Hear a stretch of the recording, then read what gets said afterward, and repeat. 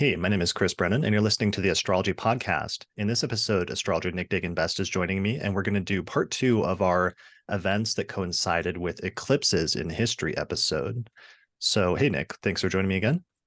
Thanks for having me back, Chris. Yeah, so we were back again already. Last month, we recorded a major episode, probably one of the most important episodes of the Astrology Podcast that I've ever done, where we looked at eclipses that coincided with important events in history. So that's basically part one of this, which was episode 423, which you can find on YouTube by searching eclipses that aligned with important events in history. So after we recorded that last month, we continued to find a number of new examples of eclipses over the course of the past few weeks. And also listeners sent in a bunch of eclipse examples that they found in history around the world as well. So we decided to do part two of the eclipses episode today to share some of that additional research. Additionally, we wanted to expand our study to some countries not mentioned in the previous episode to show you how this methodology of applying eclipses to world events, applies just about everywhere. So just for the data, we are recording this today on Saturday, November 4th, 2023, starting at 12:15 p.m. in Denver, Colorado. And this is the 425th episode of the Astrology Podcast. All right, so let's do a little brief recap at the beginning of what we found last time. So to recap, what we found in the last episode is that one, important events in history tend to take place around the time of eclipses, and two, that people born near an eclipse tend to have some of the most important events in their life coincide with eclipses in the future. I think those are our two main conclusions, sort of like briefly summarized, that we found in the last episode, right? Right. And then there's also the ranges to consider, the ranges of eclipses. Eclipses are somewhat rare, taking place every 6 months. And the solar and lunar eclipses, they tend to come in pairs. The operative range seems to be about a week before or a week after an eclipse takes place. So about a month, more or less. Yeah, let me show that And I really. believe you have a diagram to show there. Yeah, so here's our diagram that I put together. So we see we have one eclipse, because eclipses always come in pairs. There's always like a solar eclipse and a lunar eclipse, or sometimes the lunar eclipse comes before. But basically, the operative range is a week before the exact eclipse and a week after the exact eclipse. And then since there's usually another eclipse right after that, there's another week before that and another week after that eclipse. So that gives you total essentially like a 1 month time frame in terms of eclipse season, as we refer to it. Yeah. So that's more or less the range that we're settling on. Sometimes we might talk about close calls as well. But going back to the other thing, was there anything about the recap of what we found last time that's worth expanding on? um, Well, no, those are the two basic principles, that you have events, important events that take place during eclipses, and then we're looking at some of the personalities in history related to these events, and who amongst them are born close to eclipses, and we found quite a few of those kinds of examples too. So no, I think those are like the two basic considerations. Everything else is a variant on that theme, I'd say. Okay, cool.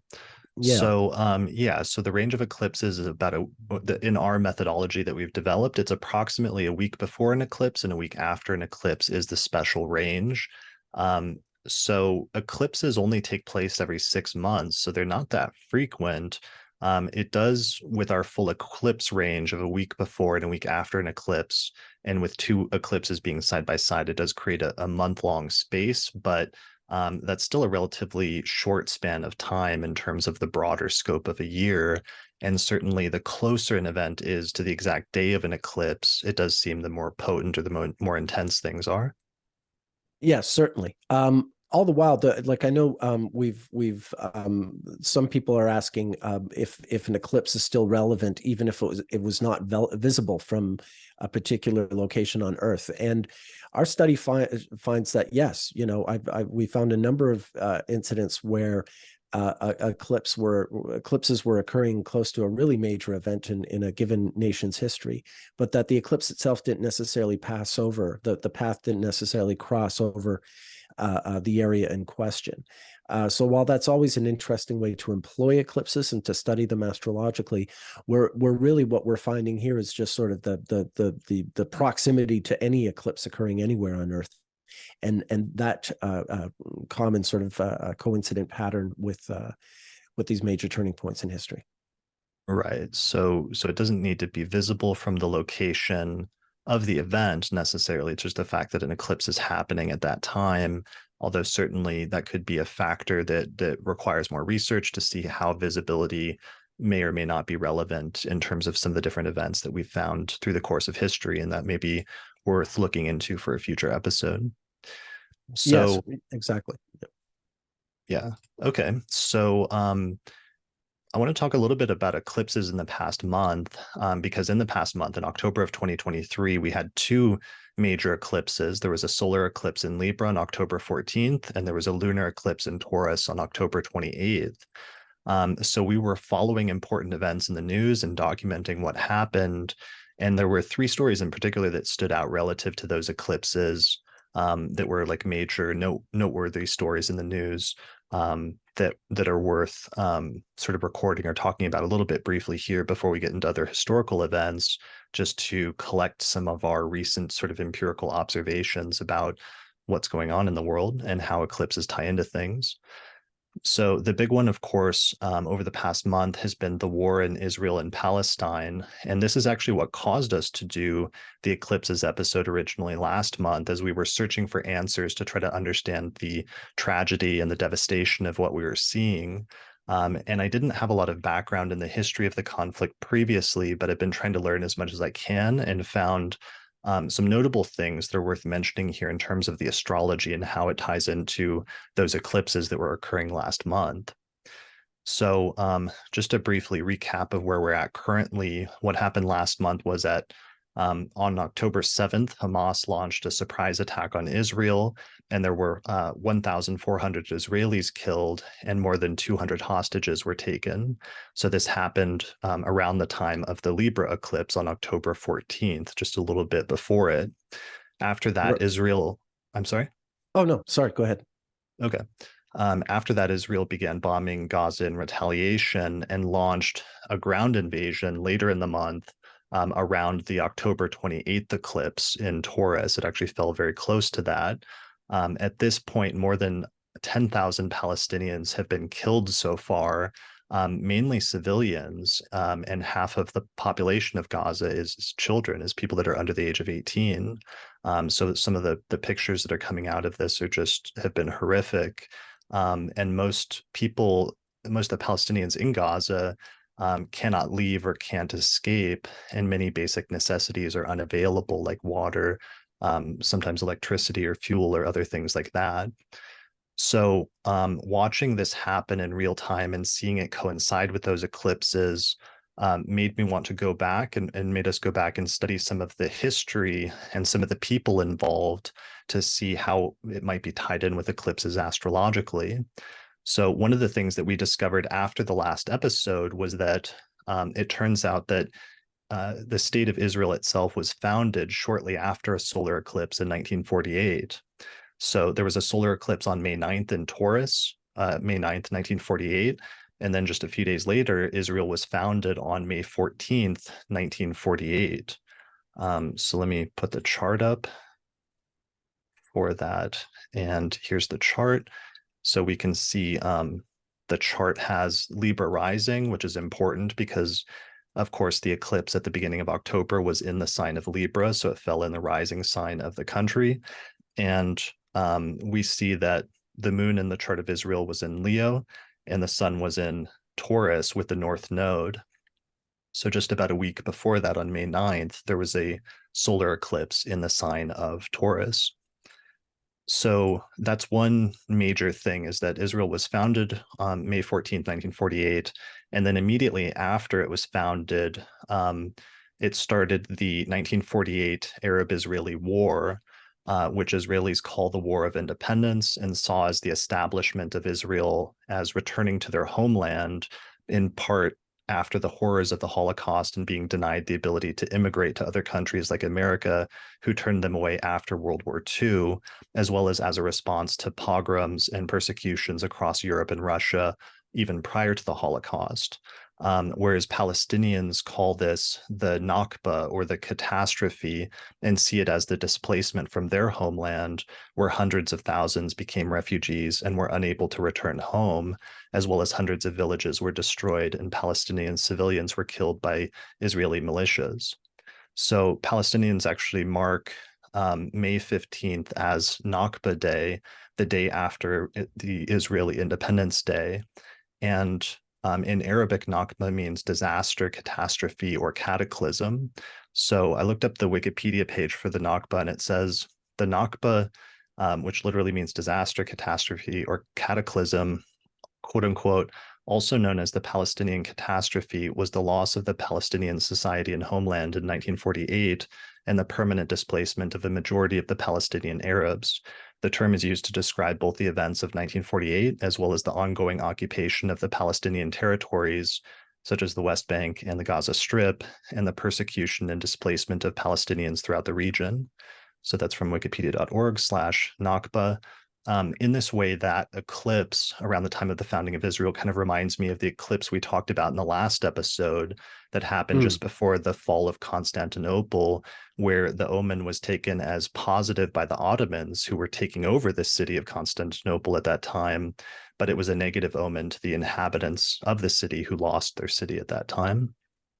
So, so that's a Yeah. major background piece of history. Absolutely. It also, I mean, it occurs to me just on a side that with May 15th being, the May 14th independence, the May 15th Nakba, the sun on these days goes from 23 to 24 degrees of Taurus, which is where Uranus is transiting over this at this time. So there's that connection between the eclipses and their coincidental alignment, and then, other factors like that planet coming in. Yeah, that's a really good point. Yeah. So in other areas recently, there's also, key figures who involved in this at the present time that turns out have eclipses in their birth charts and history as well. So one of the principal ones we found is that Benjamin Netanyahu, who's the current prime minister of Israel, was actually born on a solar eclipse in Libra. He was born on October 21st, 1949, and an eclipse happened just 14 hours after he was born on October 22nd at 2:23 a.m. So 12:23 a.m. or maybe in his zone it was 2:23 a.m. Sorry, I no, might you're be right. reading a different chart. Am I? Okay. All right. No, that was right. 12:23. So this is his birth chart where we have the sun at 27 Libra and the moon at 19 Libra. And that eclipse occurred just like 14 hours later, basically in late Libra. And that, of course, is relevant here since, of course, the eclipse that just happened in October also happened in Libra, conjunct the South Node, just as it is in his chart. So there was a weird repetition here in terms of the eclipse he was born on, and then this eclipse happening at this pivotal point in terms of his life and in terms of his leadership. And this is certainly something that he's going to become known for. It'll probably be the primary thing he's known for in retrospect. So that was really important, something that all astrologers started realizing over the past month. I also tried to research Hamas, and I found that the current head of Hamas, or the man who's thought to be the current head of Hamas, his name is Ismail Haniyeh, and he was actually Haniyeh, and he was actually born just before a solar eclipse. So he was born on January 29th, 1962, and then there was a solar eclipse just days later on February 5th, 1962. So that's another just really striking example. Right. I'm trying to find his chart and where I put it, but it's just another really striking example of how, this basic principle that we found. Here's his chart. So we see his moon is in Scorpio and his sun is in Aquarius, in the same sign as the South Node. And so just almost a week later after he was born, we had that solar eclipse set in Aquarius. So it just really underlines that point that we found in the last episode, that sometimes people who are born near a solar eclipse or a lunar eclipse, that some of the most important or some of the most defining events in their lives will then subsequently take place when there's an eclipse in the sky again in the future. Yeah, and again, especially when you combine it with the transits, you notice that Netanyahu has the sun at 27 Libra, and that's pretty much where Mars was as this was all erupting. And meanwhile, Haniyeh, the leader of Hamas, has Mars at 27 Capricorn, which is where Pluto was. And along with the eclipses, we were really seeing how the Mars Pluto square that was coinciding with the eclipses was sort of indicative of the severity of everything. And once again, we see those transits deliberately pulling in, or very directly rather pulling in planets in the nativities of the two principal opponents. Yeah, for sure. That Mars Yeah. Pluto square that happened on October 7th and 8th and when exact then really coincided with that. And it was hitting both their charts as well as other charts. But then having it happen also in eclipse season. I mean, that's one of the other things we pointed out in the last episode where, for example, when we talked about COVID, for example, there were lots of other mundane transits that were happening at the time that were indicative of what was taking place or what was about to take place, like the Saturn-Pluto conjunction in January of 2020. But then the eclipses, they seem to amplify things and they just add an extra charge to all of the astrology that's happening at the time, indicating that a really important turning point is about to take place. And sometimes they almost act as like triggers of the other mundane transits that are swirling at the time. Yeah. So those were the primary things that I wanted to point out about that. There's other things that we could go into, but for the sake of this, I think that's the main thing that's important. I did want to say that as of our recording on November 4th, just thousands of civilians have been killed at this point, and the images that are still coming out are horrifying, and it's still ongoing. So my hope is that calls for a ceasefire are successful as we move further and further away from eclipse season, and that from this tragedy and immense loss of life, that the world is galvanized into finding a more tenable solution that brings peace and justice and true equality to the region. In some ways, the point of many of the civil rights examples that we highlighted in the last episode was to show that sometimes these very dark and horrific events can act as catalysts for change because they put the spotlight on different atrocities that are taking place and then galvanize us into finding ways to ensure that they will never be repeated again. So I genuinely hope that that's the case here. And that was part of the contribution we tried to make in the last episode. And we'll see how things play out, here in the future in terms of that. Indeed. All right. So there were two other notable stories in the news that coincided with the recent eclipses. One of them was here in the US, and there was a whole period of like almost a month where the Republicans had done something really historic by like getting rid of the Speaker of the House for the first time in history. And they had trouble electing a new one for 2 or 3 weeks. And then finally, very close to the second eclipse, the lunar eclipse in Taurus, a person named Mike Johnson was elected Speaker of the House. And so I, of course, having just come off of doing the eclipses episode with you, I immediately looked up his chart and I found that he was born literally the same day as a lunar eclipse in Leo on January 30th, 1972.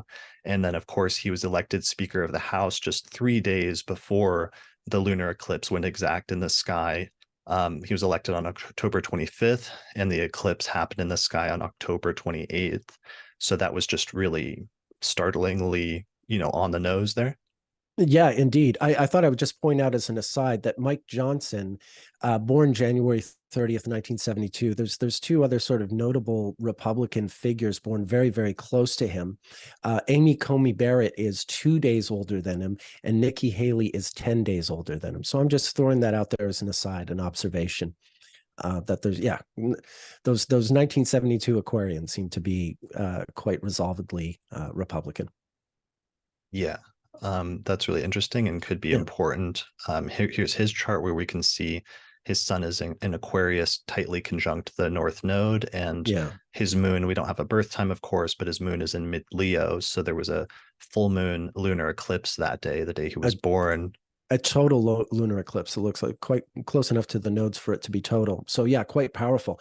But yeah, even Coney Barrett or Nikki Haley being that close, a week or so away from that eclipse, that sort of pulls them into potentially into these sort of eclipse events as well in their own right. For sure, for sure. Yeah.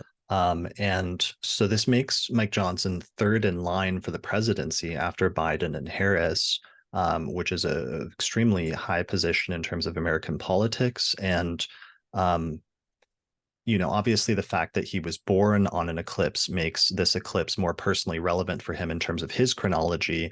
But the fact that it happened on an eclipse, he was elected and became speaker on an eclipse, may actually imply that it could end up being more historically relevant in the long term than it might seem at first. So we'll have to see how that plays out. Another major one that happened that was more celebrity oriented, but right on the day of the eclipse on October 28th, 2023, the actor Matthew Perry passed away. I think reportedly he drowned in a hot tub that day, and he was like an actor that was on a very popular American sitcom comedy called Friends in the 1990s, and he was also in a number of movies in the late 90s and early 2000s. But I looked up his chart. He was born August 19th, 1969, and it turns out that he was actually born just a week before a lunar eclipse in Pisces. So there's a lunar eclipse on August 27th, 1969 in Pisces. And so basically he was born on a lunar eclipse, and then he died on the day of the lunar eclipse. And then I went back and looked at his chronology because I remember he did a bunch of interviews just a year ago about his life, because he published an autobiography on November 1st, 2022, and then he went on a press tour about it. And this was right in between two eclipses last year. And it was about a week before a lunar eclipse on November 8th, 2022, that he published his autobiography. So it's really striking in terms of his autobiography coming out on an eclipse and him passing away in an eclipse and having been born on an eclipse. And even though it's sad in some ways, it's kind of beautiful that he got to tell his story in his autobiography before he passed away, and that it came out on an eclipse that was fitting with his birth. Indeed. And yet another aside to contribute from me. As it turns out, Matthew Perry was just one of 4 cast members from Friends born during eclipses. Lisa Kudrow, Courtney Cox, and David Schwimmer are also all born very, very close to eclipses, Wow. leaving Matt LeBlanc and Jennifer Aniston as being our eclipseless pair from the Friends cast. So take that as you will. Okay, that's interesting. Yeah. Just as an aside, it's interesting. Yeah. So I wanted to note that even though it's a little bit of a detour going to like celebrity stuff here, but it's still relevant in terms of events that were taking place at this time and some of the things that we're learning as we've discovered this methodology over the past month, and the different aspects of it that are falling into place through just our empirical studies of it. Exactly. So, The point being that eclipses have this power, whether it comes to these world-shattering global events like what's happening in the Middle East, or what was happening in Washington, or just down to very personal, independent tragedies like the coming and leaving of a particular person, in this case, a beloved figure. yeah, for sure. Yeah. So speaking of that, one of the things we were trying to figure out in the last episode was what made certain people respond to eclipses more strongly in their chronology. And after the episode, I was sort of pondering over the next week, like wondering if me, for example, having the moon in the first house had made eclipses more relevant to me because it's something that has stood out for me in my chronology. And then somebody, I think it was Lisa Shine, pointed out, she was like, well, you're actually born a week before a lunar eclipse, which I had never really thought of that much before, aside from my secondary progressions, but it's true. So it turns out I'm actually born within a week of an eclipse that puts me in that range of having it sort of as an eclipse signature in my birth chart. And I've had some pretty notable events take place in my life around eclipses, maybe the most notable of which is that I actually ended up publishing my book on Hellenistic astrology the day of a lunar eclipse in 2017. And I did that partially because it was a really good electional chart that day. And I strongly have the belief that eclipses are not always bad, especially if the chart itself is good. They can still sometimes be used as powerful turning points.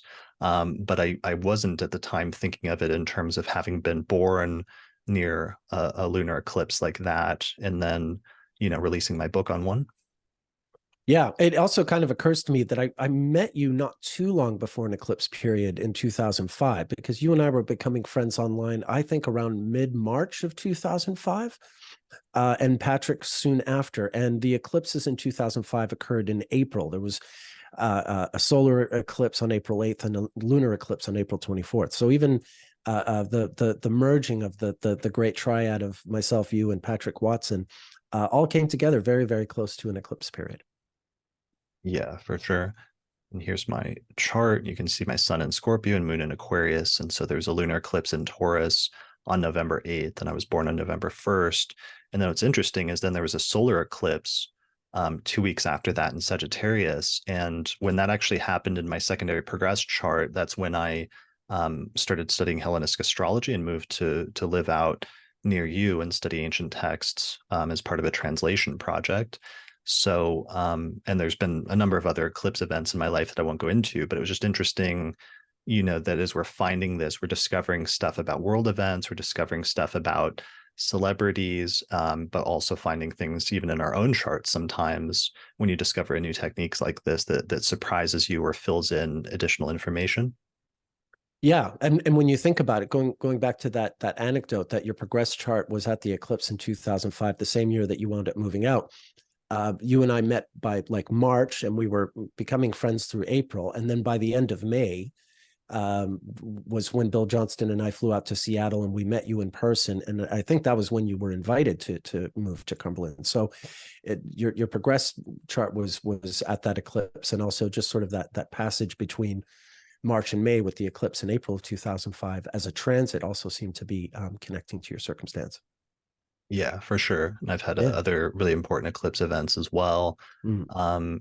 I think that I've mentioned in some of my other eclipse episodes, so I won't go into them here, but just to wrap up this section, keep an eye out for people who are born near an eclipse, because eclipses seem to be more important for them, as we'll see in some of our other examples coming up.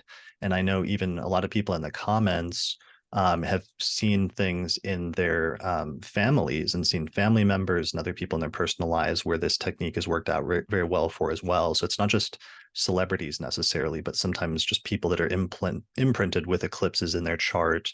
That tends to be a recurring theme during the course of their life. All right, so let's move on to the next section, where I want to return to the British royals, because one of our most striking examples last time, and one of the most popular ones actually on social media, especially on Instagram and TikTok, where I released like a 1-minute clip about it there, was the eclipses involving the British royal family. So just to give a brief recap, what we found in the last episode was that Prince William was born the day of an eclipse. His wife, Kate Middleton, was born on an eclipse. His parents were married on an eclipse. His mother, Diana, died on an eclipse. His father, Charles, the coronation happened on an eclipse earlier this year. And then even further back, 3 of the kings who died in the 20th century prior to Queen Elizabeth all died on eclipses in the 20th century. So we found just this crazy pattern of eclipses in the royal family. And after the episode was over, it turns out that there were even more eclipses that we hadn't found at that point. So we actually found a few more to throw in. So one of them that a few different listeners pointed out after we released the episode is that after Princess Diana and Prince Charles divorced, Charles got together with a woman named Camilla, and they actually got married on an eclipse back in 2005. So they were married on April 9th, 2005, and there was a solar eclipse on April 8th, 2005. So I thought that was super interesting that it's like the eclipses are still very tied in with his chronology in other ways that we hadn't even realized in the last episode. Indeed. And it's funny because this is that same eclipse that I was just talking about that we met under. This is that same period. And it's funny because the wedding was actually supposed to be the day earlier but it was postponed a day because Pope John Paul II had died on April 2nd, and his funeral was held on April 8th, and so they delayed the marriage to April 9th, the day after the eclipse. And I remember that. I remember as you and I were becoming friends that the Pope died. And to some degree, I remember the wedding between Charles and Camilla Parker Bowles. That's your primary memory of me, is like the Pope Is the died when you Pope met dying? me. Yeah, yeah. You're I met Chris, and the Pope died. Yeah. you're a little suspicious. That Yeah. was very suspicious. Who's this Okay. kid coming into my life when the Pope dies? Exactly. That's a bad omen if like Yeah. And religious heads. look where it's gotten us. I mean, exactly that. You probably should have paid attention to that omen, I have to say. Oh dear. Oh dear. Oh dear. Oh dear. All right. So that's amazing, though. So for 2 points, because one, you're saying that that means their wedding was originally scheduled for April 8th, the day of the eclipse. But because Right. Pope John Paul II died on April 2nd, and his funeral ended up being on April 8th, which is interesting in and of itself, that the marriage was moved to the following day, April 9th. Right. Right. So, and then I think you noticed that the eclipse degree is actually opposite Charles Venus within a few degrees, right? That's right. Yeah. Yeah. Okay. Yeah. So that's super important. We'll come back to that, but that also then means like the Pope died on an eclipse, which is really striking and interesting. Mm. Um, there's other British royal ones. There's one other major one we noticed where, Prince Harry was a little bit suspiciously absent from our list since he was not born on an eclipse. However, some listeners pointed out that actually Prince Harry and Meghan Markle announced that they were leaving the British royal family in early 2020, or at least they began that process very close to eclipses. So they announced on January 8th, 2020, that they were stepping back from their roles in the family. And then just 2 days later, a lunar eclipse took place on January 10th in the sign of Cancer. So this was the beginning of a much more public split with the family that's taken place over the past few years and has been very public. But it's interesting that that important turning point actually took place right there on an eclipse. For sure. So yeah, so I think that was really striking because it ties Harry in. I'm sure there's probably more Eclipse stuff in terms of their chronology. I didn't go into it further than that, but it's interesting that they're not sort of immune for that, but as part of that family, they're tied into it to some extent as well, the Eclipse signature. Yeah. Yeah. For sure. I mean, sure enough, they're close enough to the royal family. I mean, of course, they would be in that same orbit. Stands to reason. For sure. So some of the conclusions from the royal eclipses, because there's been a lot of discussion about this on social media. Some people, see this or they saw the clips that I released, and then they concluded that the royals must be planning this on purpose and that they're using astrologers. But it's not actually clear that this is the case. And I wanted to make that clear here. So people often state it as if it's a given or that it can be taken for granted, but it's not necessarily something we know for sure. While we do know that Diana consulted with at least one astrologer, we don't know if the family still regularly employs them. And that's not actually been an official position for centuries. So sometimes I see people like stating that astrologers is like still an official position with the royals, and that's not, at least as far as the public knows, not something that's true. Right. While some of the dates, or did you have a point about that? Oh, just that. I mean, I'm thinking to John Dee, who was astrologer to Queen Elizabeth I, I believe, in the 16th century, and he's the original 007. So I'm thinking they should make a James Bond movie where he's also an astrologer, because the original 007 was an astrologer. But anyway, I digress. Yeah. Speaking, Yeah. I yeah, mean, we know hundreds of years ago that, yeah, the royals did use astrologers, but it's just like astrology fell out of universities and they stopped having a chair for astrology at universities in the 16th and 17th and 18th centuries. And it also stopped being an official position in amongst royalty for the most part as well.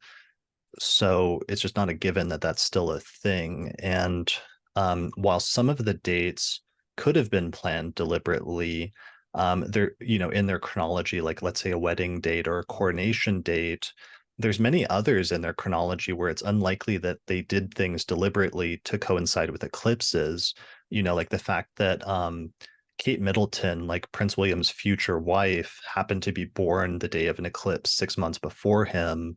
That's not, I don't think that's planned. Like that's not something no, orchestrated. And it starts getting into like conspiracy theory land if you yes, start reaching too much and saying that they're planning everything out, or that other things like certain deaths and things like that also, I do not think were planned like based on eclipses or something like that.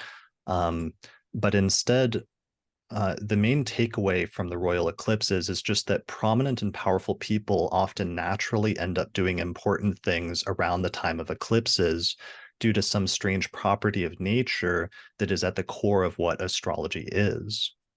So, additionally, Yeah, the I other mean, thing, I was just going to say the main point is that astrology works.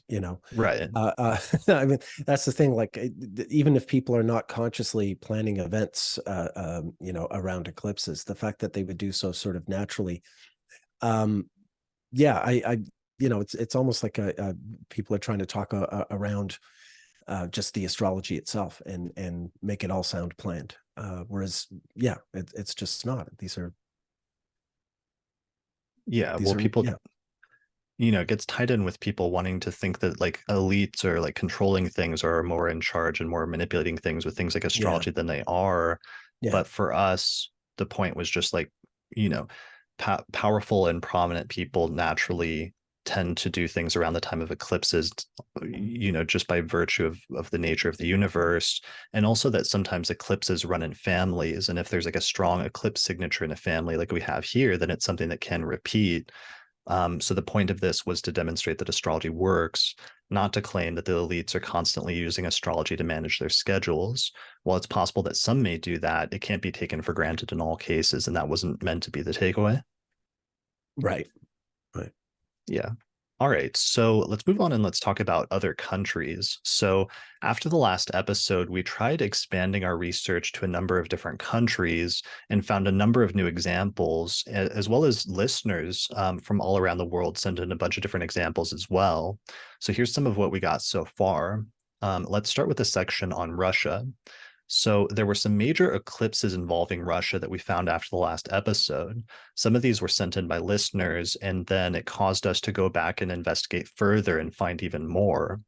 So the first thing that was sent in by a listener named Caroline Marshall on YouTube in a YouTube comment is she pointed out that the fall of the Soviet Union and the establishment essentially of the current Russian state happened in December of 1991, right on an eclipse. So Yeah. the Russian flag was raised December 25th, 1991, and there was a lunar eclipse right before that on December 21st, 1991, in the sign of Gemini. Yeah, there was a ceremony where they lowered the Soviet Union flag, the hammer and sickle, and they raised the Russian tricolor flag, which had been used just briefly in the first months of the Russian Revolution in 1917, and that's the one that defines the current democratic republic. Right. And it looks like this was actually in between eclipses because there's a lunar eclipse right before it, and we see the sun there in early Capricorn conjunct the North Node, and the moon's in Virgo. So that means the moon would have come up and conjoined the sun not too long after that, a week or so later, to form a solar eclipse. That's right. Yeah. Okay, so that's super important. That's basically the founding of the modern Russian state happened on an eclipse. Additionally, in that chronology, another listener pointed out that Vladimir Putin actually became the acting prime minister of Russia in 1999 on an eclipse. So he Mm-hmm. was appointed acting prime minister on August 9th, 1999. And then there was a solar eclipse just 2 days later on August 11th, 1999 in Leo. So shout out to YouTube commenter Geraint Morgan on YouTube for pointing that one out because that's actually super, super big. Yeah, I've talked about that one before because that's also this Venus retrograde that's a pattern that's very prominent in Putin's life, and it's worth pointing out that 19 years after this eclipse, when he came to power, within like about 2-3 weeks of the eclipse in August of 2018, is when Putin met up with Donald Trump in their big summit of 2018. I don't know if you remember Trump with his soccer ball. But that's sort of like the eclipse return of this initial, coming to power of Putin in August of 1999. I remember that eclipse very well because it was a very malefic looking eclipse. You had The sun in Leo, opposite Uranus in Aquarius, square Mars in Scorpio, and square Saturn in Taurus, making this sort of grand fixed cross with all these sort of ominous looking planets in this, this ominous configuration. So it really was like an eclipse for the ages. Okay, so let me Yeah. put that up really quickly. Here's the eclipse chart for August 11th, 1999. And let me advance it. So the conjunction was at 18 degrees of Leo, and the North Node was at 12 Leo at the time, and it was opposite Uranus at 14 Aquarius. It was square Saturn at 16 Taurus, and the eclipse was square Mars at 16 degrees of Scorpio.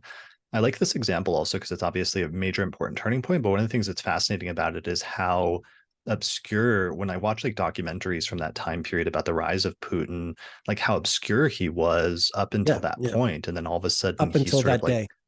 Yeah. right, up until that day, and he like emerges suddenly as this emerging world leader. But most people, most leaders around the world, like didn't know anything about him or didn't know what to make of him.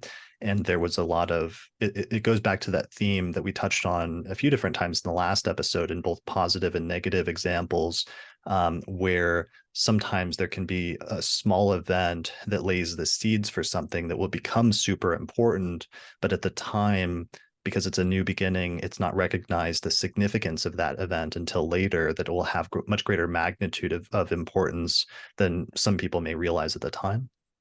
Yeah, and to compound this, I happen to know that in Putin's life, when he was offered the job on that day by Boris Yeltsin, he had only just gotten back to Moscow from St. Petersburg, where he had been attending his father's funeral. So there's this, not only is he suddenly elevated to international prominence, literally out of nowhere. Nobody outside of people in the intelligence department knew his name until August 9th, 1999, at which point we all knew it. But it's also just interesting as an aside that is, he's coming from his father's funeral and suddenly, like almost unexpectedly, being swept into power, because Yeltsin appointed him his successor. So it wasn't like he had to campaign or overtly try very hard. He was sort of picked as the best possible choice. Well, although, I mean, who knows what happened behind the scenes in terms of why he ended up in that position Oh, ultimately. Like, I don't know. I have some idea. Yeltsin had gone through five prime. Putin was his fifth prime minister in about a year and a half. Yeltsin knew he had to retire for his health, but also because he had been involved in certain corrupt dealings, he was being very careful to appoint someone that he knew would not pursue him legally for whatever transgressions he had made. And Putin, had been in the KGB. Chances are he always was, even after leaving. But one way or the other, Yeltsin had confidence that putting Putin in power would protect him from ever being pursued legally for his own financial transgressions. So all the books say about as much about that situation. Okay, got it. Yeah. So, and then he's has played a major role in like steering Russian society since that time, has become a major world figure in different ways. And so obviously that eclipse was a super important turning point in Yeah. Russian history as well as in his own life. And then that caused us And to go back. oh, I was just going to interject. We didn't put this in, but it suddenly occurs to me. He's also famous, eventually when he gave this famous speech in Munich in February of 2007, where he basically kind of went mask off, as the kids say, in terms of his feelings about the West, and that also occurred during Eclipse. So there are other things that we keep finding. That's just sort of a last minute addition, but it's a speech that is cited a lot these days. Since the Ukraine war, as sort of his revealing his intentions, if you will, or his perspective. Okay. All right. So that caused us to go back further in Russian history, and another one that another listener, YouTube commenter named Nelly Zumrand, it runs together, so I'm not sure if those are one word or two, but they pointed out that the Battle of Stalingrad started and ended on eclipses, and this was the bloodiest battle of the war in World War II, which started on around August 23rd, 1942. very close to a set of eclipses where there was a solar eclipse in Leo on August 12th, and there was a lunar eclipse in Pisces on August 26th. So it's like this battle starts on eclipses in August of 1942, and it lasts all the way until the beginning of February 2nd, 1943, where that was the end of the battle. And then there was a solar eclipse right after that on February 5th, 1943 in Aquarius. So that's super striking because it's one of the most important and pivotal battles in World War II, and it was bookended very perfectly by eclipses.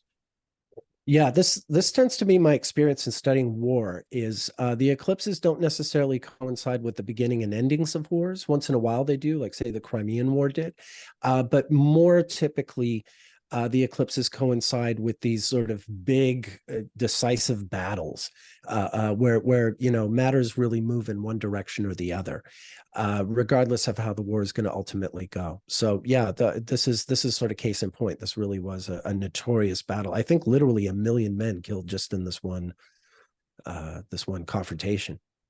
Yeah, it's crazy the extent of the carnage there. And, some historians debate over, I've read like Reddit threads and things like that over like what was the turning point in World War II. And this was the turning point for the Eastern Front. But some people argue that it may have been one of the turning points for the war in general, or that even for some Germans, they may have realized that this is the point that they lost the war, or what have you, although that's debated. Yeah, no, I think largely that's astute. I mean, eventually in June of 44, there's the Allies land on the beaches of France, and then earlier in 43, maybe about 6 months after Stalingrad is when the Allies first hit the soft underbelly of Italy.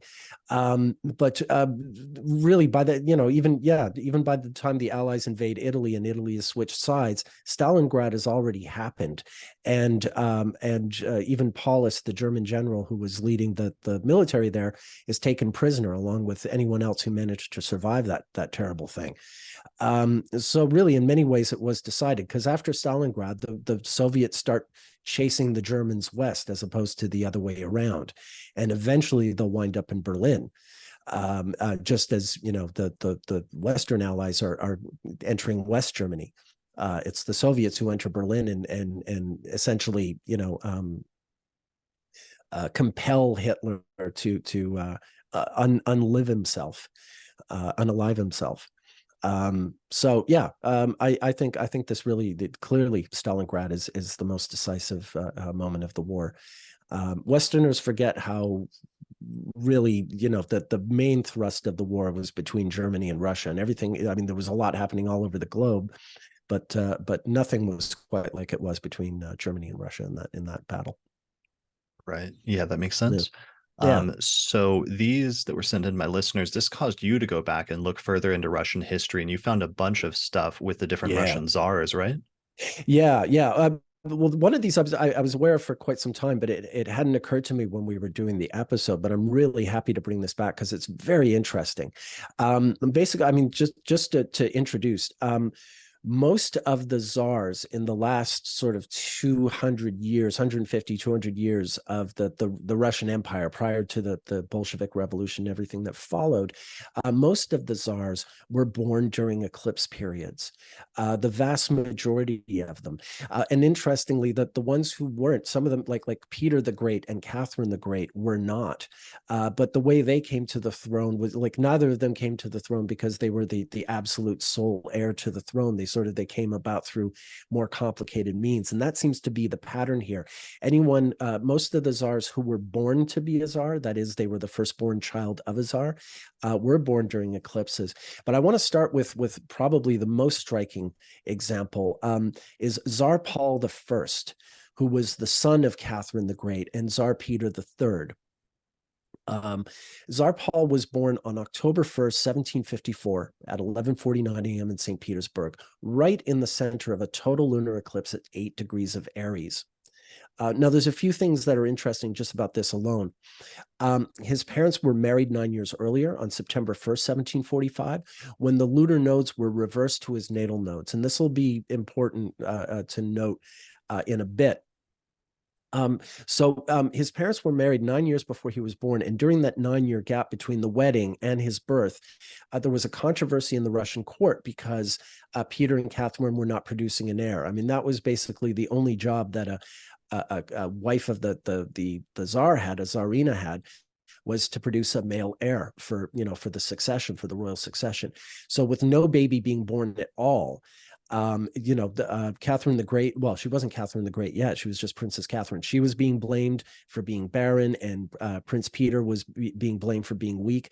But eventually, 9 years later, she did give birth to Tsar Paul.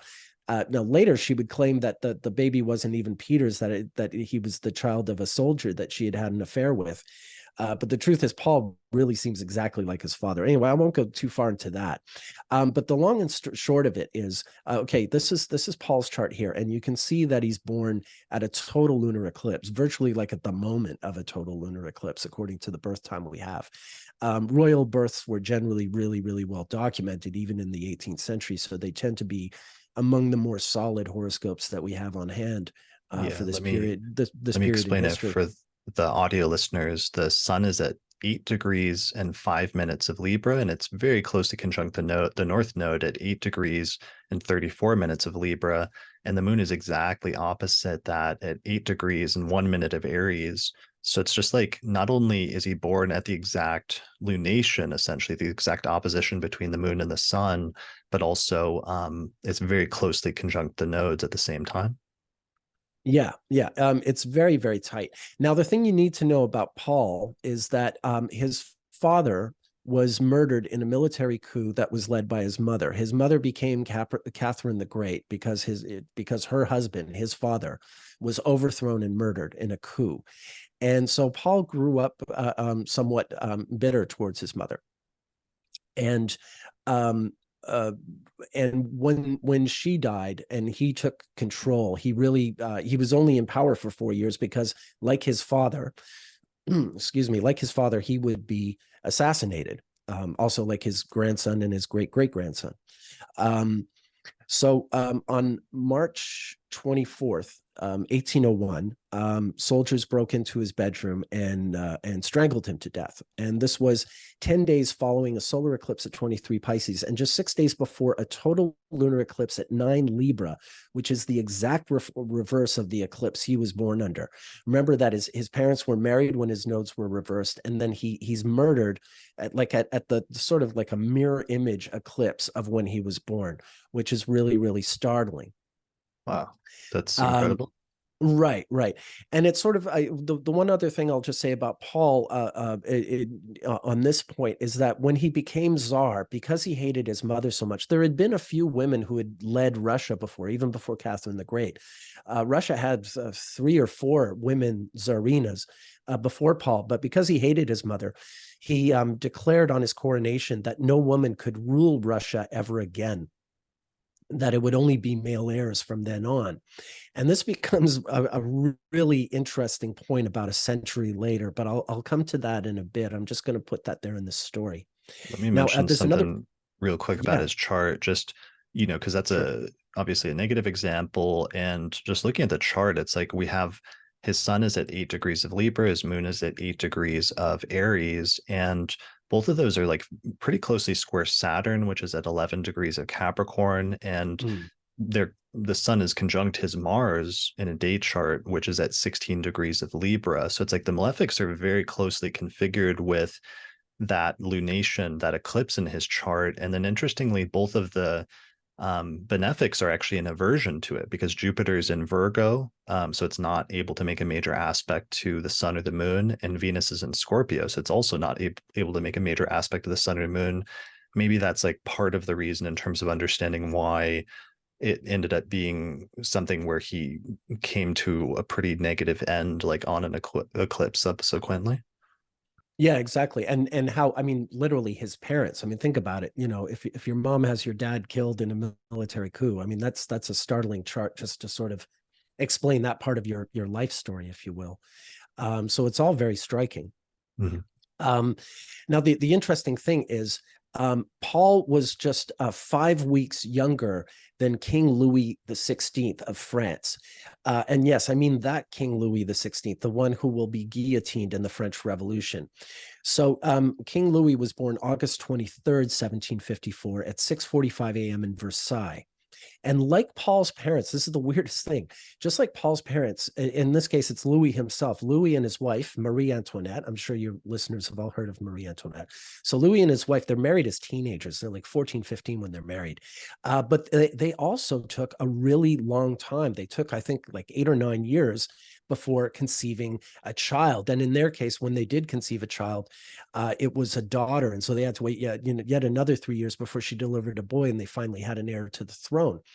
Um, so this was the same kind of thing happened here that happened in Russia, is because you had the royal couple not delivering an heir, the court gets really sort of destabilized, and conspiracies start to bubble up. And while neither of these is the sole reason for their relative demises, it certainly contributed to sort of the general ill feeling, the sense that, you know, the monarch is weak, or that the empress is barren. So that was also just, you know, a really striking thing. In this case, it was Louis apparently had some kind of physical impairment that was fixed with a surgery. But yeah, in the intervening 8 years, the Louis and Marie Antoinette were similarly blamed for not having a child. And now, as I mentioned, Louis XVI is eventually guillotined during the French Revolution on the 21st of January, 1793 at 10:22 a.m. rather, in Paris. Now, Louis wasn't born during an eclipse. He's born 5 weeks before Paul.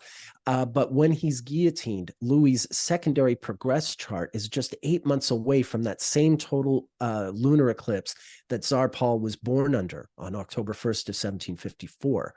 So his progress chart moves right, like very, very close to that eclipse when he's executed. And then it's 8 months later when that, you know, even though he's dead, 8 months later when that progress chart comes to a perfect lunar eclipse, that's when the reign of terror begins. That's when the French Revolution, I mean, sure, he had been guillotined, but this is the period when virtually everyone gets guillotined. And his wife, Marie Antoinette, is guillotined in October of 1793, not long after that 8-month explosion.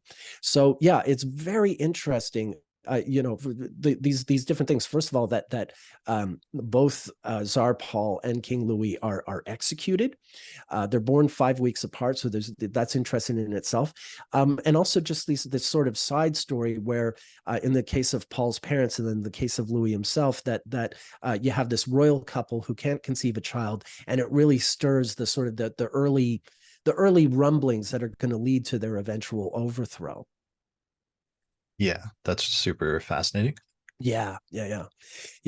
Now, like I was saying, most of the Romanov czars were born close to eclipses. One notable exception, though, is the last czar, Nicholas II. He was born with the sun opposite Saturn, squaring the nodes. He's born very, very close to the bendings, what we call the bendings. And he had an exact Mercury-Saturn opposition, square the nodes. So he was born May 18th, 1868 at 2:30 p.m. in Tsarskoye Selo, which is a village, a royal village just south of St. Petersburg. And while he wasn't born during an eclipse, it was his wife, the Tsarina Alexandra. She was born during a solar eclipse. She was born on the 6th of June, 1872 at 3:45 a.m. in Darmstadt, Germany. Now, she was the granddaughter of Queen Victoria. And like Queen Victoria, they both were Gemini Sun, Gemini Moon, and Gemini Rising. But Alexandra was even born during this eclipse. And she winds up being, if anything, a bit more of the reason behind the eventual overthrow of the Romanov dynasty, even more than her husband. So I just want to run through some of the previous czars, and I'll get into the story of Nicholas and Alexandra. So I meant. Wait, yes. So we're gonna. Do you want me to pull up her chart now, or you're gonna come back to why she's? I'm gonna. Yeah, I'll come back to her. Come back to her, and then we'll put this up. So first of all, I'm going back to Tsar Paul. His father, Peter III, the one who was assassinated by Catherine the Great. He was born the 21st of February, 1728 in Kiev, and that was 4 days prior to a lunar eclipse at 5 Virgo and 17 days prior to a solar eclipse at 20 Pisces. So certainly that first one falls within the 7-day window that we're looking for. Mhm. Then of course his son Paul I I've already covered. Paul had two sons who became czars. The first one is Alexander I, the one who would fight Napoleon. He was born, the one who was actually behind the coup that overthrew his father, incidentally. So Not to did you mean to mention that Peter the third was murdered in a coup? He was murdered in a coup, like I mentioned earlier, Okay. involving Catherine the Great. That's how Catherine ascended to the throne. And then when Paul is murdered, it's done by military officers who are somewhat in cahoots with Alexander I, or the son who will become Alexander I. I think he believed that they would just arrest him and not murder him, but I think he was kidding himself. Anyway, Alexander I, the Tsar who would fight Napoleon, he was born December 23rd, 1777 at 10:45 a.m. in St. Petersburg. He was born 9 days after a lunar eclipse at 23 Gemini and 7 days prior to a solar eclipse at 8 Capricorn. He's the guy, famously, he had a Capricorn sun. And when Saturn was conjunct his sun in Capricorn in 1812, he burned down Moscow just to take it away from Napoleon, which is interesting. Oh, were you going to put up the chart, or what you're putting I'm up our just putting notes? up the notes because I feel like it may Oh, be okay. hard for people to follow. We've gone through like Peter the Third was born Right. just prior Okay. to an eclipse. Paul the First was born on an eclipse. Now Alexander the First was born 9 days after a lunar eclipse and 7 days prior to a solar eclipse. So it's just like eclipse, eclipse, eclipse on each of these births. That's right. And then his younger brother, who succeeds him, Nicholas I, born the 6th of July, 1796. He's born 16 days after a lunar eclipse and 1 day following a total solar eclipse at 13 Cancer. Alexander I and Nicholas I have the distinction of being born during eclipses, but not having been murdered. But then Nicholas I's son, the next Tsar, Alexander II, who's born on April 29th, 1818, 8 days following a lunar eclipse and 7 days prior to a solar eclipse at 14 Taurus, he's murdered by revolutionaries in a bomb attack. And he's the grandfather of Nicholas II. Now there is Alexander III, the only Tsar born in the 19th century who was not born during an eclipse. I don't have him in that list, but he became Tsar just because his brother died. And then we get to Nicholas II, who, like I said, is born at the Bendings, and it's his wife who is the eclipse chart. And she, interestingly enough, we get back to this story. It's slightly different than the earlier one, but it's kind of similar. It has the same result where she and Nicholas get married just after his father dies. So there's already kind of like some Russians think that she got married like right on the tail of her fiance becoming czar. And they have 4 daughters. And remember that Paul made it a law that women could not rule Russia anymore.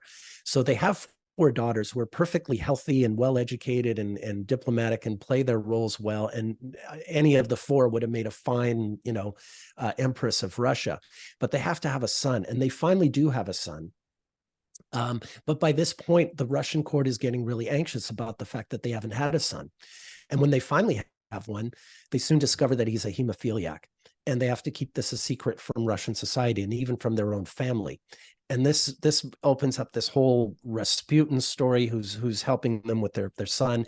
And this is not the only reason, but a big part of what leads to their eventual downfall in the Bolshevik Revolution, amidst, of course, the First World War happening, which has nothing to do with their hemophiliac son. But when you combine all that together, that's how they eventually find themselves, murdered in a basement and seeing their dynasty end.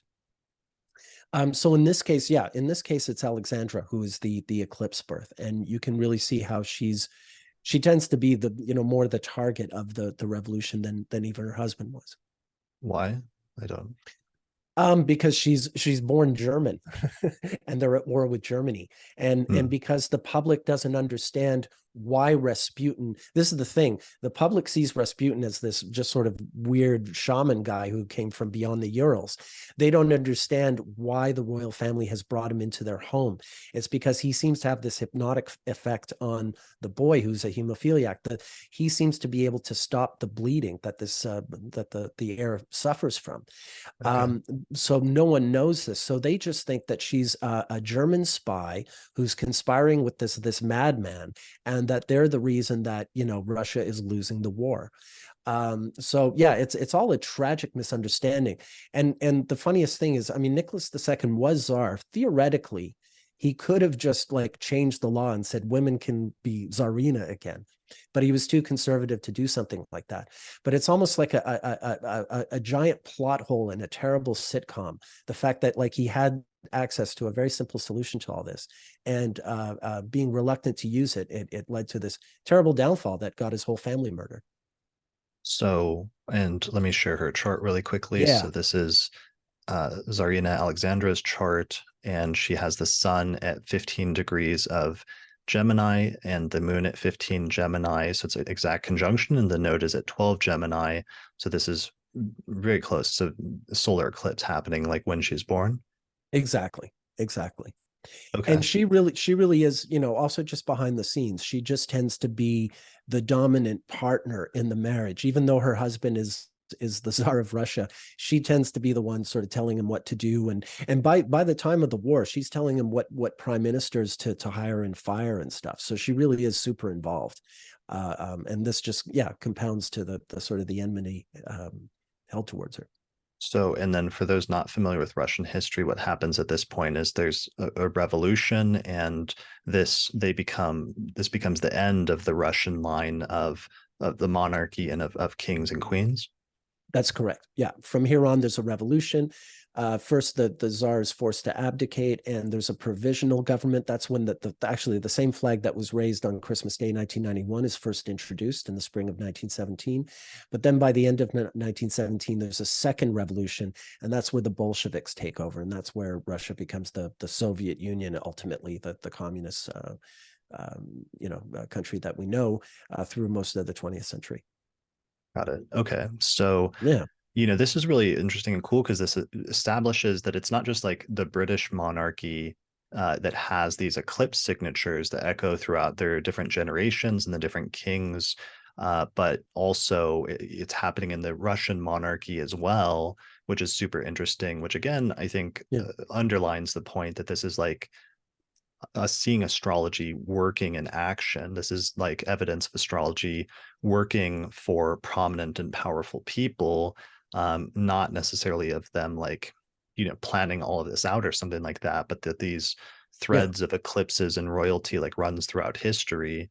But also it's interesting that even though the Russian monarchy died out at this point with Alexandra, we see the eclipse signature be revived later on in terms of important events when we see that eclipse that happened in 1991 at the end of the Soviet Union and the Sure. rise of the current Russian Federation. And then we see, Vladimir Putin rising to power on an eclipse in 1999. So it's like these signatures continue running through history. Yeah, I mean that's the biggest irony I think about Russian history is you had these three very distinct political entities, the Romanov dynasty, the Soviet Union, and now the current republic, and they're all sort of supposedly so distinct from each other in ideology and presentation and in how they're organized, and yet there really is this fundamental sort of sameness to them all. That it just goes to show that no matter how much kind of revolutionary change you introduce to rhetorically and practically into a governing body, the power of culture and tradition and I guess we call it nationalism really sort of holds sway through all that change, all that revolution, where you really do ultimately have the same country all the way through. Mhm. Okay. Yeah. So yeah, so that's super interesting. So that's Russian history. There's a whole lot more that we could go into. I was just Um, going to mention when I was looking up Louis the 16th, just to go to your point, like, just as I found a lot of Russian czars with born during eclipses, I did just offhandedly, when I did a search in my file for France, notice that a lot of the French kings also were born close to eclipses. I didn't put in a whole sort of, another chronology to talk about, but just to your point about royals. Yeah, it's not just the British crown. It was the French crown when it existed, and it was the Russian crown when it existed. right. Yeah. That's what's so interesting. So I want to move outside of Europe at this point. I want to move into other Yeah. areas of the world. One of the ones that I found recently actually was I was looking to Chinese history and found that the founding of the current Chinese government and state happened on an eclipse back in 1949. So the People's Republic of China was formally proclaimed by Mao Zedong, the chairman of the Chinese Communist Party, on October 1st, 1949, in Beijing. And this was right before a lunar eclipse took place, just days later on October 7th in the sign of Aries. So I thought that was super interesting seeing that. Here's the chart for that, where we see the sun is in Libra, at 7 degrees of Libra, the south node is at 16 Libra, the moon is either in late Capricorn or early Aquarius, and so it's heading towards that lunation, which will be a lunar eclipse in the sign of Aries just days later. Right. So there we go. And that's the same month that Benjamin Netanyahu is born, of course, and we already talked about that same eclipse in his context. So yeah, just to sort of make the connections in time. And there were a number of things that followed in the People's Republic of China in their history that also occurred during eclipses. There was the first posters that introduced the Cultural Revolution in 1966. They got into a little border conflict with the Soviet Union in March of 1969, close to an eclipse.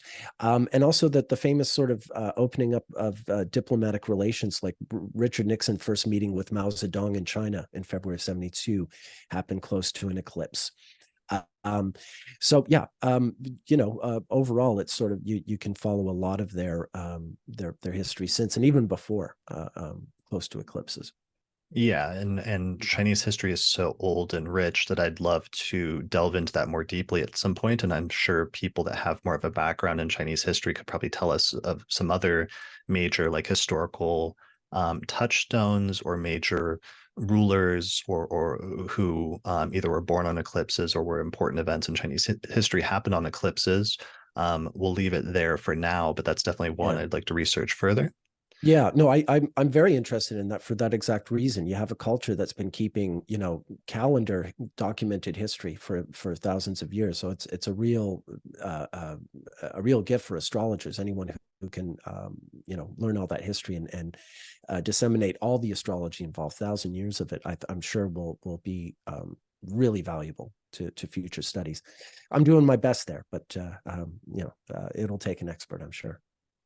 Yeah, I mean, with all of these, there's different ones that we specialize in more or less. We tended to focus on the histories that we had more familiarity with in the last episode, whereas this one, we're delving into ones that are more outside of our specialty ranges so far. Like I've specialized in ancient Greco-Roman history from the Hellenistic period due to my focus on Hellenistic astrology, and some modern Western stuff or just things that I learned in school that I focused on in the last episode because I wanted to connect with, what are some of the major things that just like a normal English speaker, especially like an American, learns in grade school, like, Rosa Parks refusing to give up her seat on a bus and the fact that that coincided with an eclipse, or other things like that in that last episode. But here we're looking to other areas.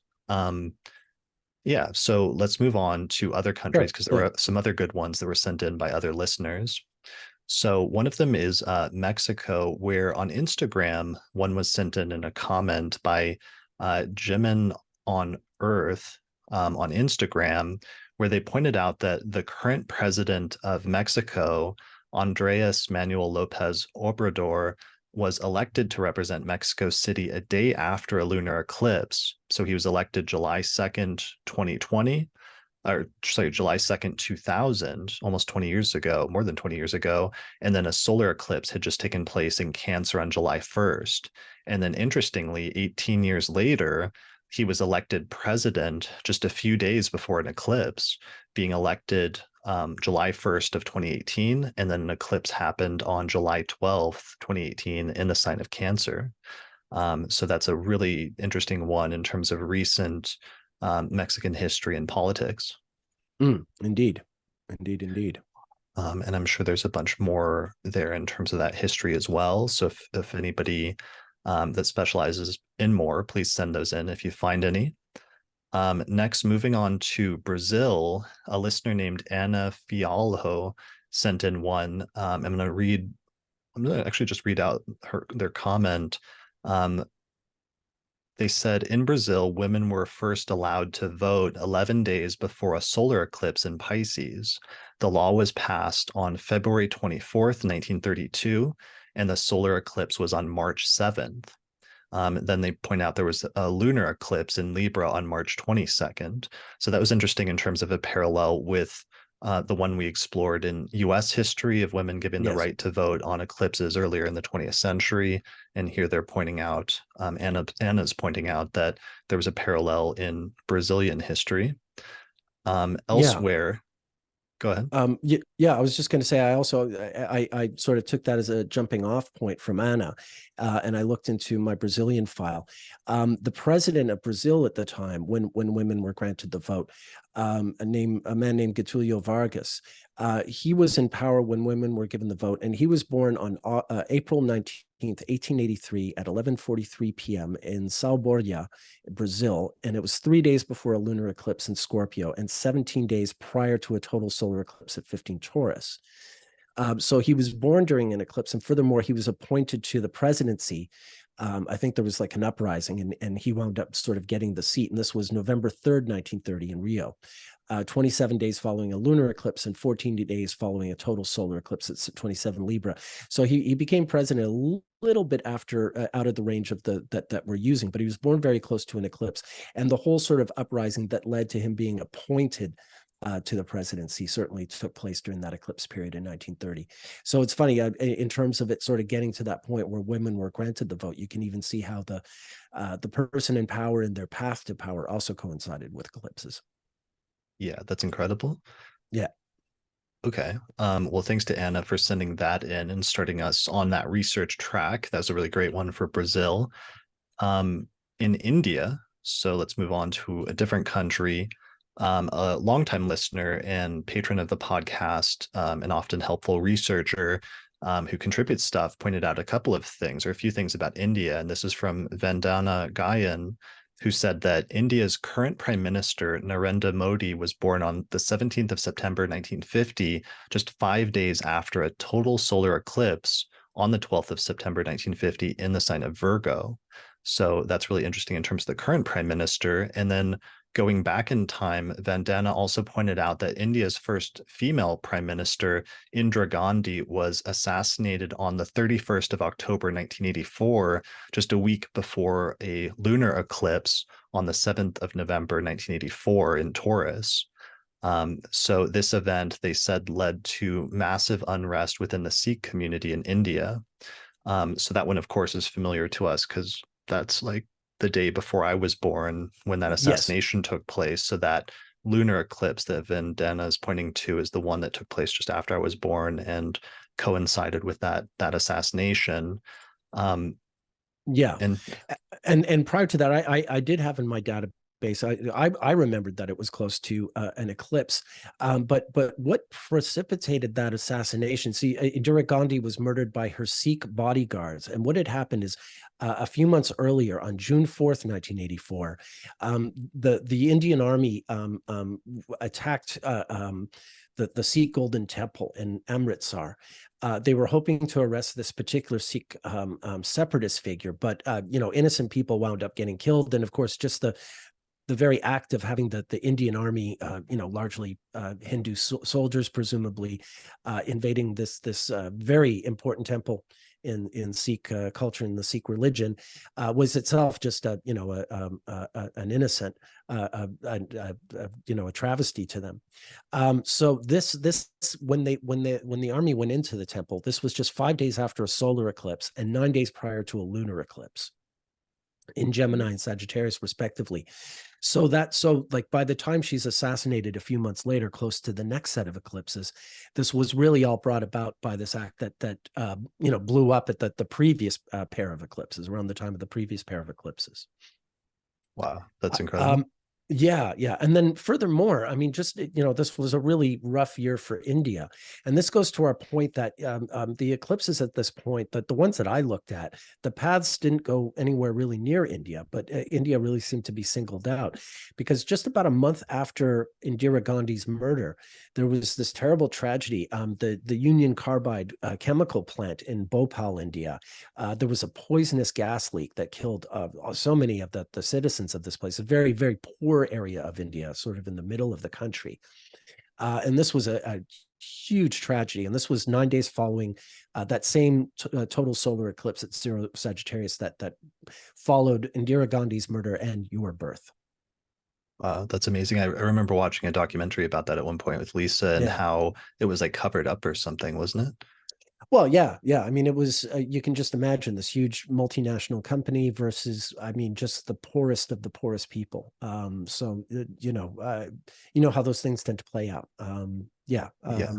It's worth anyone watching. There's a few good documentaries on it. It's a well-known case, but yeah, at the time they were definitely trying to minimize the damage control, as they call it. So that's a really interesting one that's really heartbreaking, like having a disaster like that and having so many people killed um, is really messed up. And it's interesting that's almost like a parallel with like the Chernobyl disaster that we talked about in the last episode, and sometimes how you have these freak accidents or things that happen on eclipses like Chernobyl or Titanic was another disaster that happened that we talked about in the last episode. So this one goes along with that pretty well. Yeah, and the Bhopal thing was only just a little more than a year before Chernobyl, so it really was the era. Bhopal was in December of '84, and Chernobyl was April of '86. So it's like a year and 4 months between them. Wasn't in the same signs, right? It was like different. Probably had shifted by that point. Yeah, we can pull up. I don't remember Chernobyl off the top of my head, but we can pull it up. But it can't be that far apart because it's only just a little over a year apart. Yeah, well, let's skip it for now so we can get to the rest in the time that we have Yeah, left. But let's do that. one of the things Austin suggested to us at some point to research is also which eclipses are taking place like conjunct the North Node and which ones are taking place conjunct the South Node. And that's an area that we haven't really focused on as an additional like layer or filter that we could apply at some point to see if there's differences in eclipses. But that's one avenue of research that could be worth looking into in the future. Hmm. So to round out this section, if you're good. Yeah, no, I'm good. Yeah. Okay, cool. So one of the things I want to say, obviously, we're getting into history and territory and different cultural things that are in some instances new to us or out of our depth of expertise. So we're always open to corrections. If somebody wants to point out something, if we made a mistake or if there's a different interpretation or understanding of something, let us know for sure. We're doing our best here because we're trying to be astrologers and like research these things, but sometimes something I've always tried to do over the years is like not speak on things that I don't have as much familiarity with, where I can't speak authoritatively. I've tried to learn and cultivate like when to be quiet, when are not in a place to really know what you're talking about. And so sometimes I get nervous going into different topics or some of the topics we've talked about in this episode because of that. But we're doing our best with this research. So please keep that in mind. And just like if you have, critiques or criticisms, try to put them somewhat respectfully since we're doing our best. And I'm sure any critiques are coming from a good place as well. Yeah. But other than that, I'm sure there's tons of histories and other things that we haven't gotten to or that we've overlooked in different countries, and we'd love to hear more. So I'm putting out a genuine call where a lot of these came from listeners, and so we've been able to compile this and create a much larger body of research in this second episode as a result and start some new threads. But I'm sure there's lots more to be found. So I'm looking forward to listeners, joining us and playing an active role in helping to participate in this research by doing their own research in their own areas of specialty and letting us know what you find. All right, sound good? Yep. Yep. All right, cool. So I wanted to do a brief section on technology, since that was kind of one of the things we touched on a little bit in the last episode, and we got a few new ones in that area. The first one was actually was noticed again by Vandana Gayan, sent this one in and pointed out that Google was actually founded on an eclipse on Mm. September 4th, 1998. And then there was a lunar eclipse just 2 days later in Pisces on September 6th. So I thought that one was really cool because it's a nice kind of continuation of the communications eclipses that we were seeing in the last episode in the Virgo Pisces axis, where we saw one eclipse take place on the day that Alexander Graham Bell made the first telephone call. And that eclipse, I think, was in Virgo. Then we saw another eclipse take place in the early 1990s when Tim Berners-Lee made the proposal for what would become the World Wide Web. And I think that was another eclipse that was either in, I think it was in Pisces that time. And now here we see a continuation of that in terms of communications and the internet and things like that, with another eclipse here at the founding of Google with a lunar eclipse in Pisces. Yep. Yep. Pretty amazing. Yeah, so that's pretty cool. Also, to round out something that happened in the past month, connected with one of our examples last time, is we pointed out how eclipses over the past several years have been coinciding with, for example, like the creation of the first website for Bitcoin was very close to an eclipse, and then we noticed that there have been many events over the past year or two that we documented in the last episode about Bitcoin and the rise and fall of it that have coincided with eclipses. And one of them was that a year ago that the FTX scandal happened on a Taurus eclipse last November of 2022. Well, just in the past week, the founder of FTX, who was at the center of that scandal with Bitcoin and caused that huge financial crisis, was just convicted in a court after a legal case, basically, and will be sentenced to prison as a result of that. So that happened very close to the next Taurus eclipse that just took place over the past week, which kind of rounds out that story and that sequence of eclipses that were connected with that. Yep.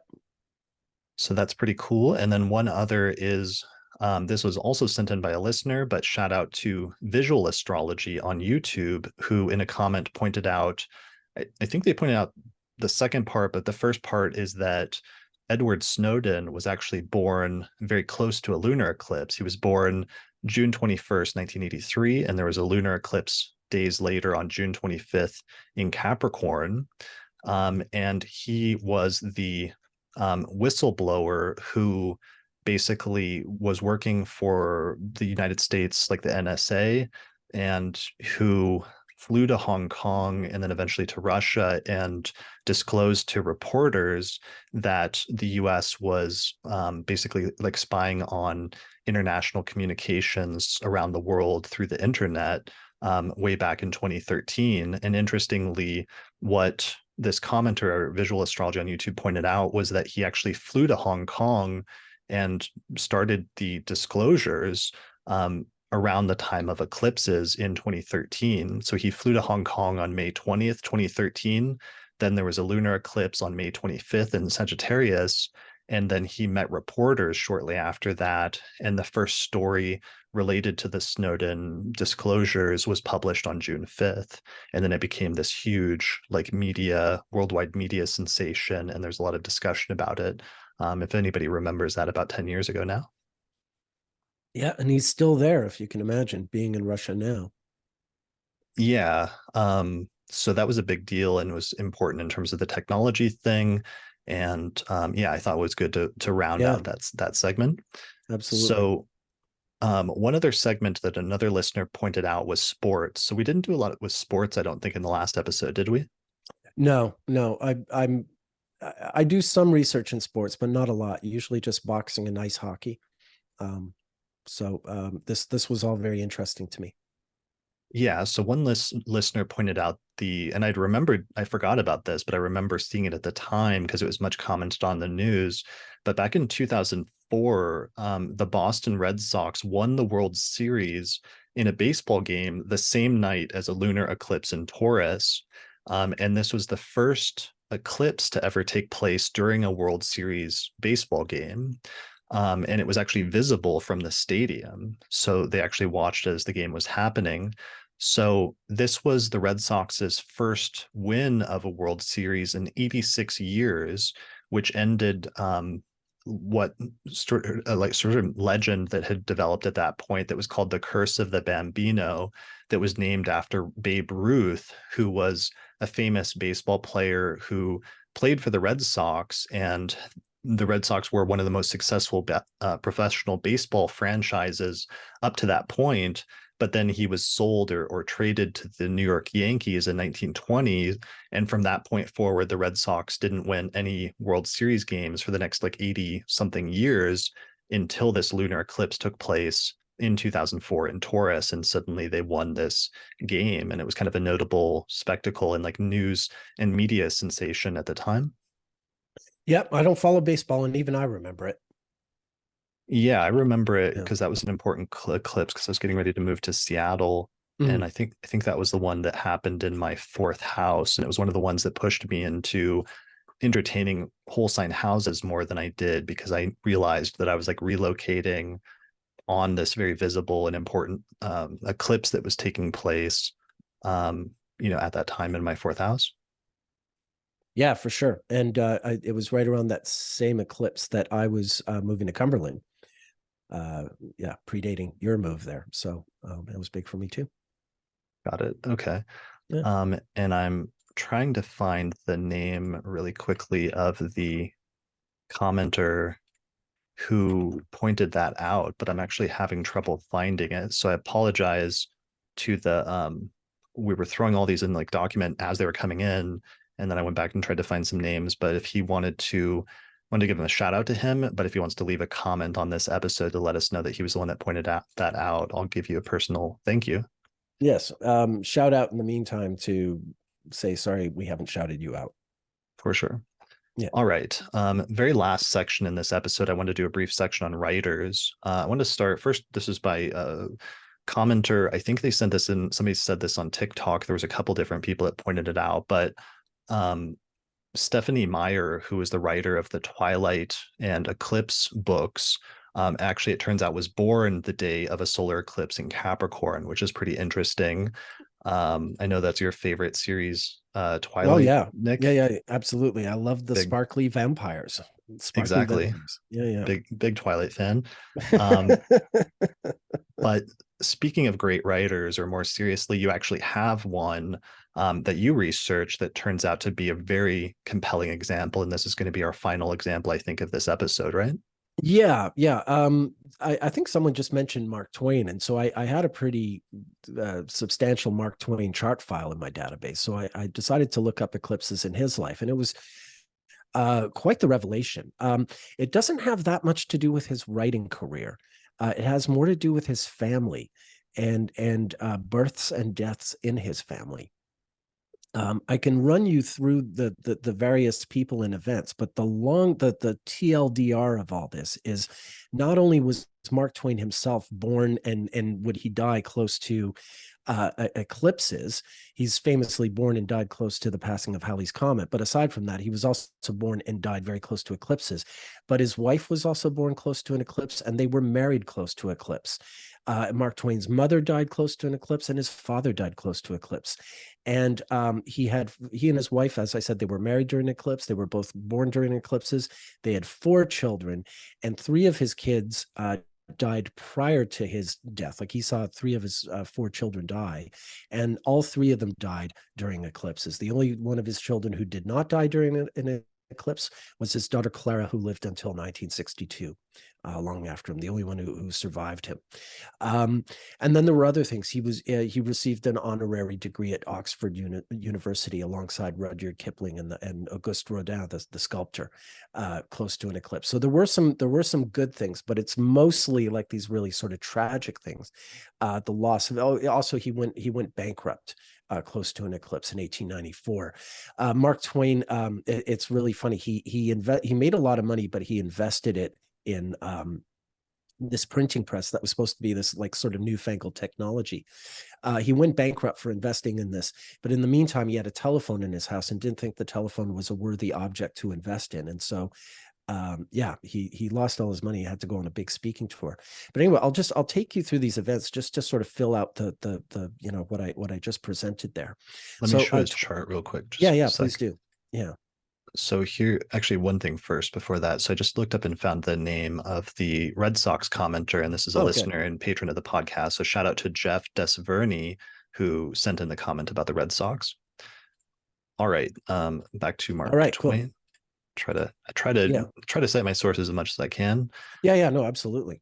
All right, so Absolutely. That here's was a Mark good one. Twain. That's definitely one. That's definitely one we wouldn't have found. Like I do study other countries' histories, but I don't study much baseball. So that was a really great one. Yeah. Yeah, well, and I'm sure there's actually tons of other sports ones. So somebody that is more like follows sports. I'm not like a big sports guy, but I'm sure there's a Yeah. ton of different sports threads that would be interesting to study for eclipses. Absolutely. Absolutely. We need more sports astrology. I'm not much of a sports fan myself, so I'm not the one, but someone needs to do it. Sure. All right. So Mark Twain. So here's his chart. This time, what's our situation with the time on Twain?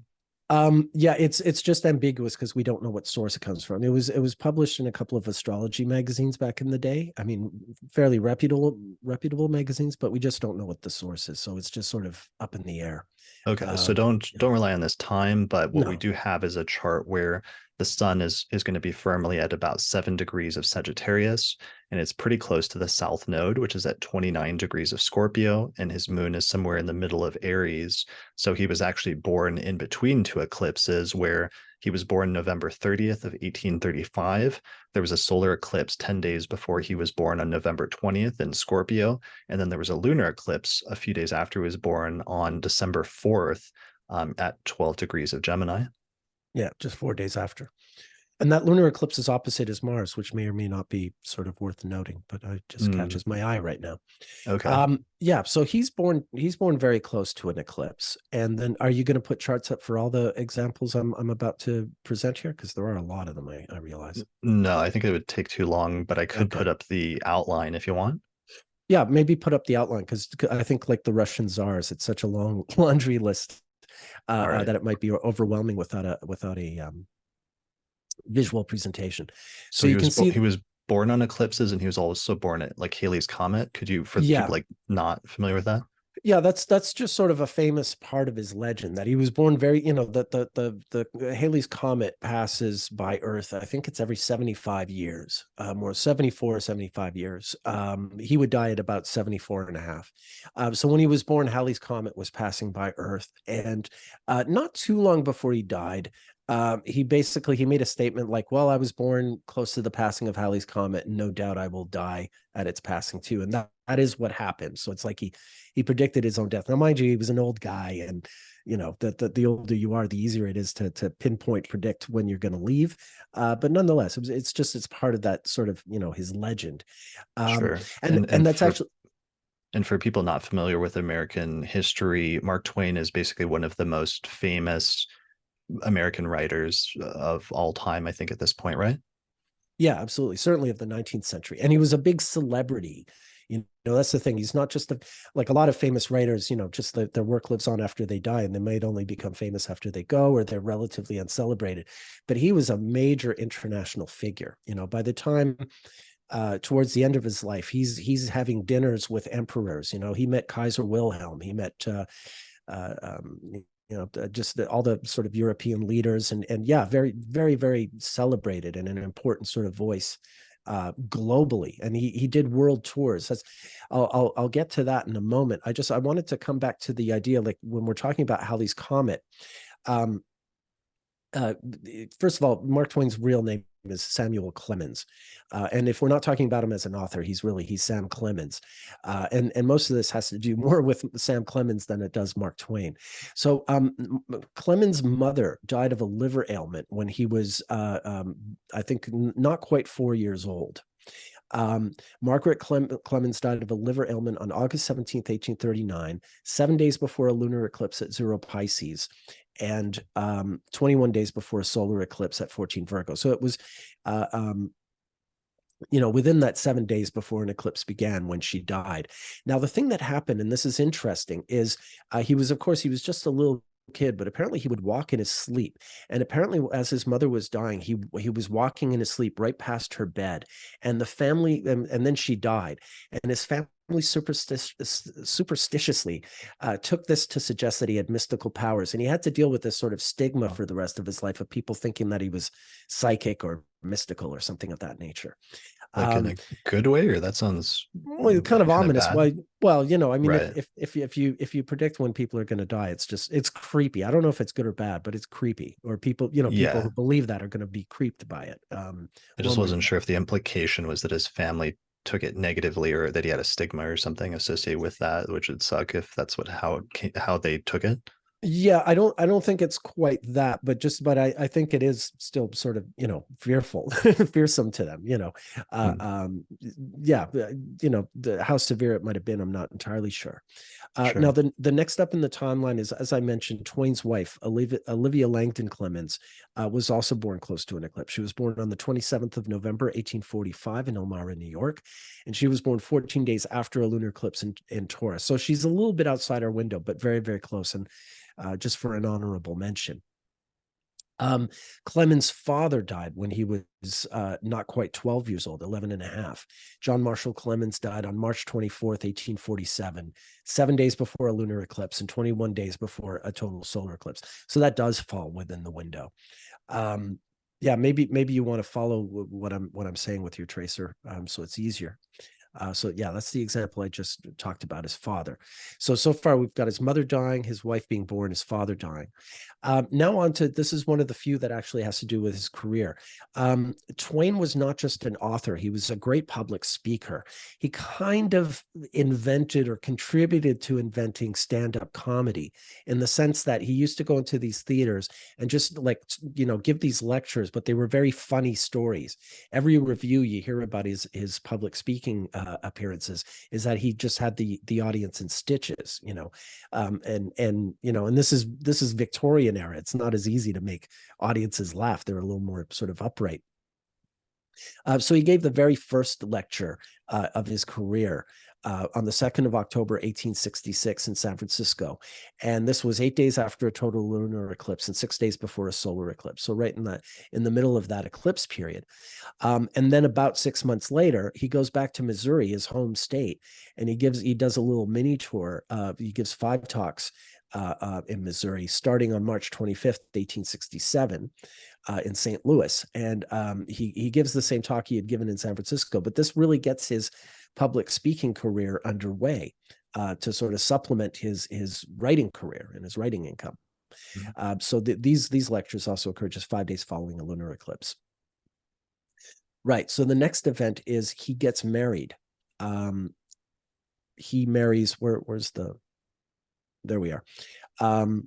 Samuel Clemens marries Olivia Langdon, February 2nd, 1870 in Elmira, New York, and that's just 2 days after a solar eclipse. So remember, both of them were born very, very close to eclipses. Their first son died of diphtheria when he was very young. He was only 18 months old, but he died very close to an eclipse on June 2nd, 1872. This is their only son. They would have 4 kids, 1 boy and 3 girls. And so the boy dies very young at only 18 months. And that is 3 days prior to a solar eclipse at 15 Gemini and 11 days following a lunar eclipse. And can I say, backing up just the previous one, the fact that him and his wife were born on eclipses is really interesting because that's like a parallel with, for example, like Prince William and Kate Middleton Yes. both being born on eclipses. That might be relevant in terms of synastry and relationship astrology and other things like that. Yeah. That could be a potential indicator for synastry things. Yeah. No, exactly. I don't think that. I mean, for Mark Twain / Samuel Clemens, these eclipses really do seem to have to do with that. But obviously, they vary in outcomes from you know, person to person. Right.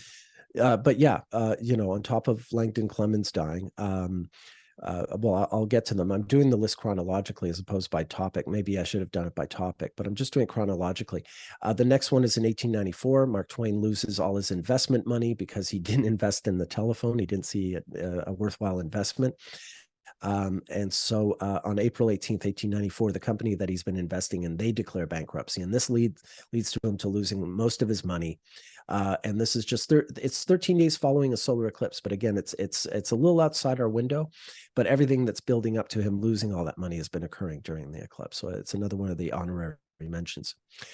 Finally, because he loses all his money, he has to go on an international speaking tour, and he goes with his wife and two of his daughters, but the third daughter stays home because she wants to study to be an opera singer. This is Susie Clemens. So she stays back in Hartford, Connecticut, where they live, while he, his wife, and his other two daughters are in Europe, and they're doing this big world tour where he's giving these big lectures and dining with kings and emperors. And Susie Clemens gets a spinal meningitis. She dies of spinal meningitis while he's away on this tour. And I know this occurred just 5 days prior to a lunar eclipse and 9 days following a total solar eclipse at 17 Leo. And I know that this was like just devastating for Twain. The fact that he and his family were away when his daughter died was something that he could never sort of forgive himself for. And consequently, he was harder on himself for having lost all his money, because it was that bankruptcy that forced him to go on the tour, to be away from home, and then his daughter died. So he sees it as this terrible chain of events that really sort of haunts him. Yeah, that's terrible. Yeah. Now we move into the last decade of his life. Twain receives an honorary degree from Oxford University alongside Rudyard Kipling and Auguste Rodin on 26th of June, 1907 in Oxford, England. This is 14 days prior to a solar eclipse and 29 days prior to a lunar eclipse in Aquarius. So this is a little outside our window, but this is a very important day for Samuel Clemens / Mark Twain, one that he's wanted to happen all his life. He's wanted that kind of recognition. So it is pretty close and a worthy honorary mention. Finally, he moved into his last home the following year, June 18th of 1908 in Redding, Connecticut, 4 days following a lunar eclipse and 10 days prior to a solar eclipse at 6 Cancer. Alas, unfortunately, the following year, his third child to precede him to the grave, Jean Clemens, who is his youngest daughter, she dies in that same house that they've just moved into the previous year. I think she helped prepare the Christmas decorations, and then she went upstairs to take a bath, and she apparently had some kind of seizure in the bath, and they found her the next morning. So she probably died the evening of December 23rd, 1909 in Reading, but she was found the next morning. And this was 12 days following a solar eclipse and 27 days following a lunar eclipse. So again, a little bit outside our window, but very, very close, especially considering that this is his third child to die this close to an eclipse. And finally, to end this long list, almost as long as one of his books, Mark Twain died on April 21st, 1910 at 6:22 p.m. in Redding, Connecticut, 18 days prior to a total solar eclipse and 33 days prior to a total lunar eclipse. So it's a little bit outside again, but very, very close. And considering he was born under one and he died under one, and his wife was born under one and he got married under one, there's a lot to tie in here. Yeah, that is a lot. Some close calls, but some mostly hits. Yeah. Yeah. So those are, for him personally, some of the most important events basically in his life. And they not only bookend the beginning and end of his life, like you said, in the same way that we have that parallel with, like, more recently, Matthew Perry, we talked about towards the beginning of the episode, but then many of these just hugely pivotal events throughout his life coincided with eclipses.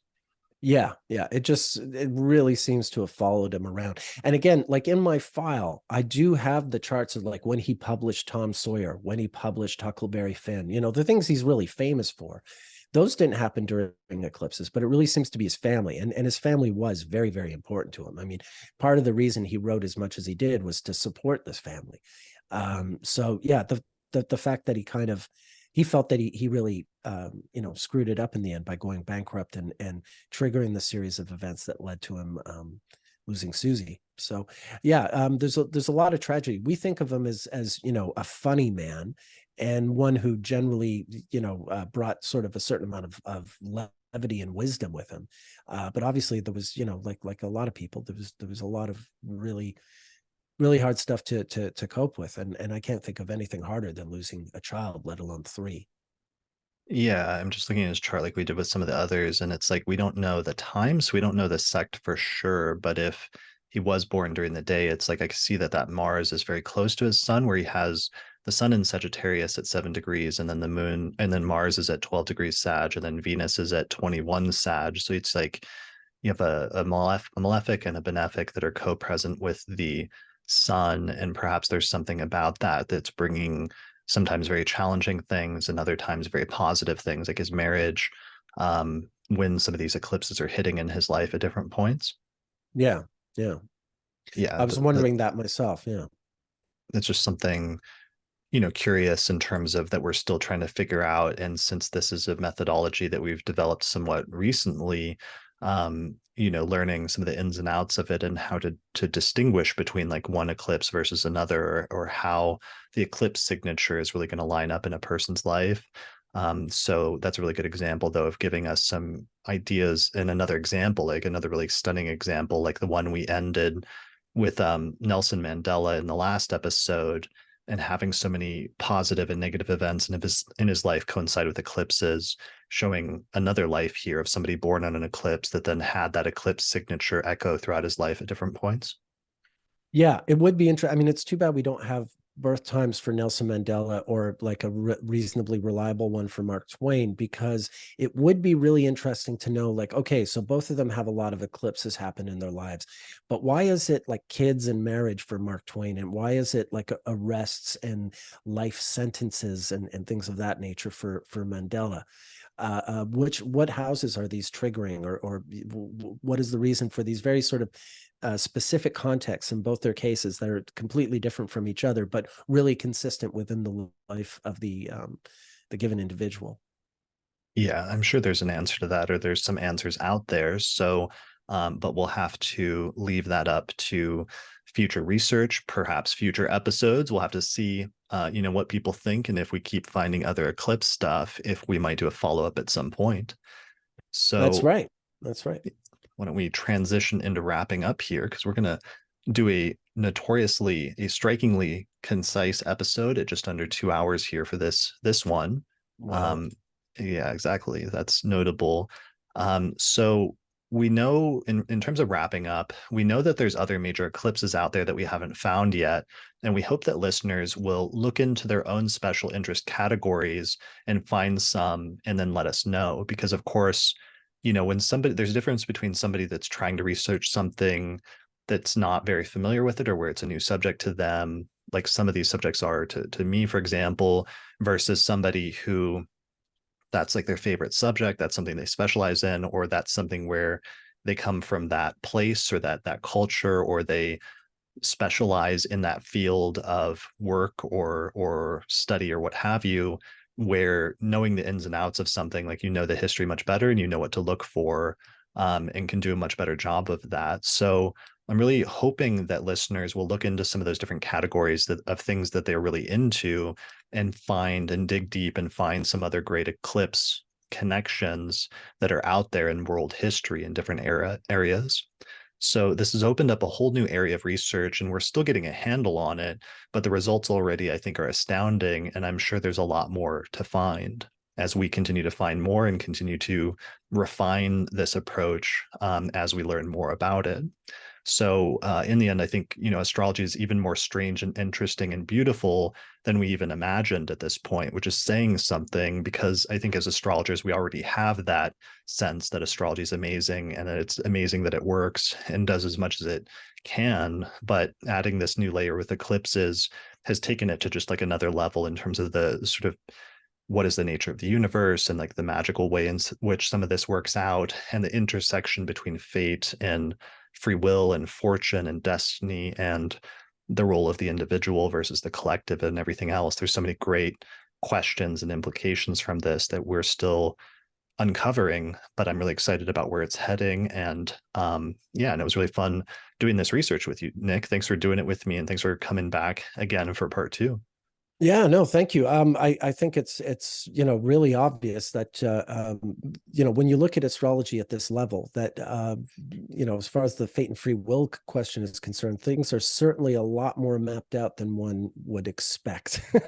Whatever the ultimate answer is, there's a lot that really does seem to be predestined in some way, pre-designed. Yeah, and that's really fascinating to me, seeing those threads of destiny and seeing some of those things in the birth chart and how it connects to events in a person's life that are super important, just because, like all eclipses are sort of mapped out ahead of time through the astronomical certainty of things. And it's interesting seeing the intersection between people's circumstances and their choices, especially around the time of eclipses, and how that, you know, um, comes together in order to create a person's destiny or fate or what have you. Yeah. Yeah. I mean, I don't claim to know the answer, but it sure seems a lot more mapped out than you would expect at the end of the Yeah, day. Yeah. Yeah. I would agree. I would agree with that. Yeah. Yeah. But maybe that could be an episode at some point talking about that and the implications of this for discussions about fate and free will and everything else. Yeah, yeah. I mean, I think it's pretty obvious that different people have access to different levels of free will. Like some of us just have more freedom than others. Some people are born with very, very little choice in life, and some people have a whole sort of, a variety of options available to them. I mean, I don't know if that I don't know if I draw the same conclusion. I have different. I think everybody's lives. I think we have the experience of making choices, and I think that's really important Yeah. because that's part Yes. of Yeah. life is making choices and being responsible for them in different ways. But then also, I do think that things are more predetermined than we realize at first, and that astrology gives you hints of that, and that's true for everyone. Um, so that's a whole other topic, though. So we'll shelve Yeah. that for now, for the sake of this 2 hour I episode. wasn't challenging you, but sure. Yes, I know we wanted to get it under 2 hours, and now we've just blown that. So, No, um, we're good. close enough.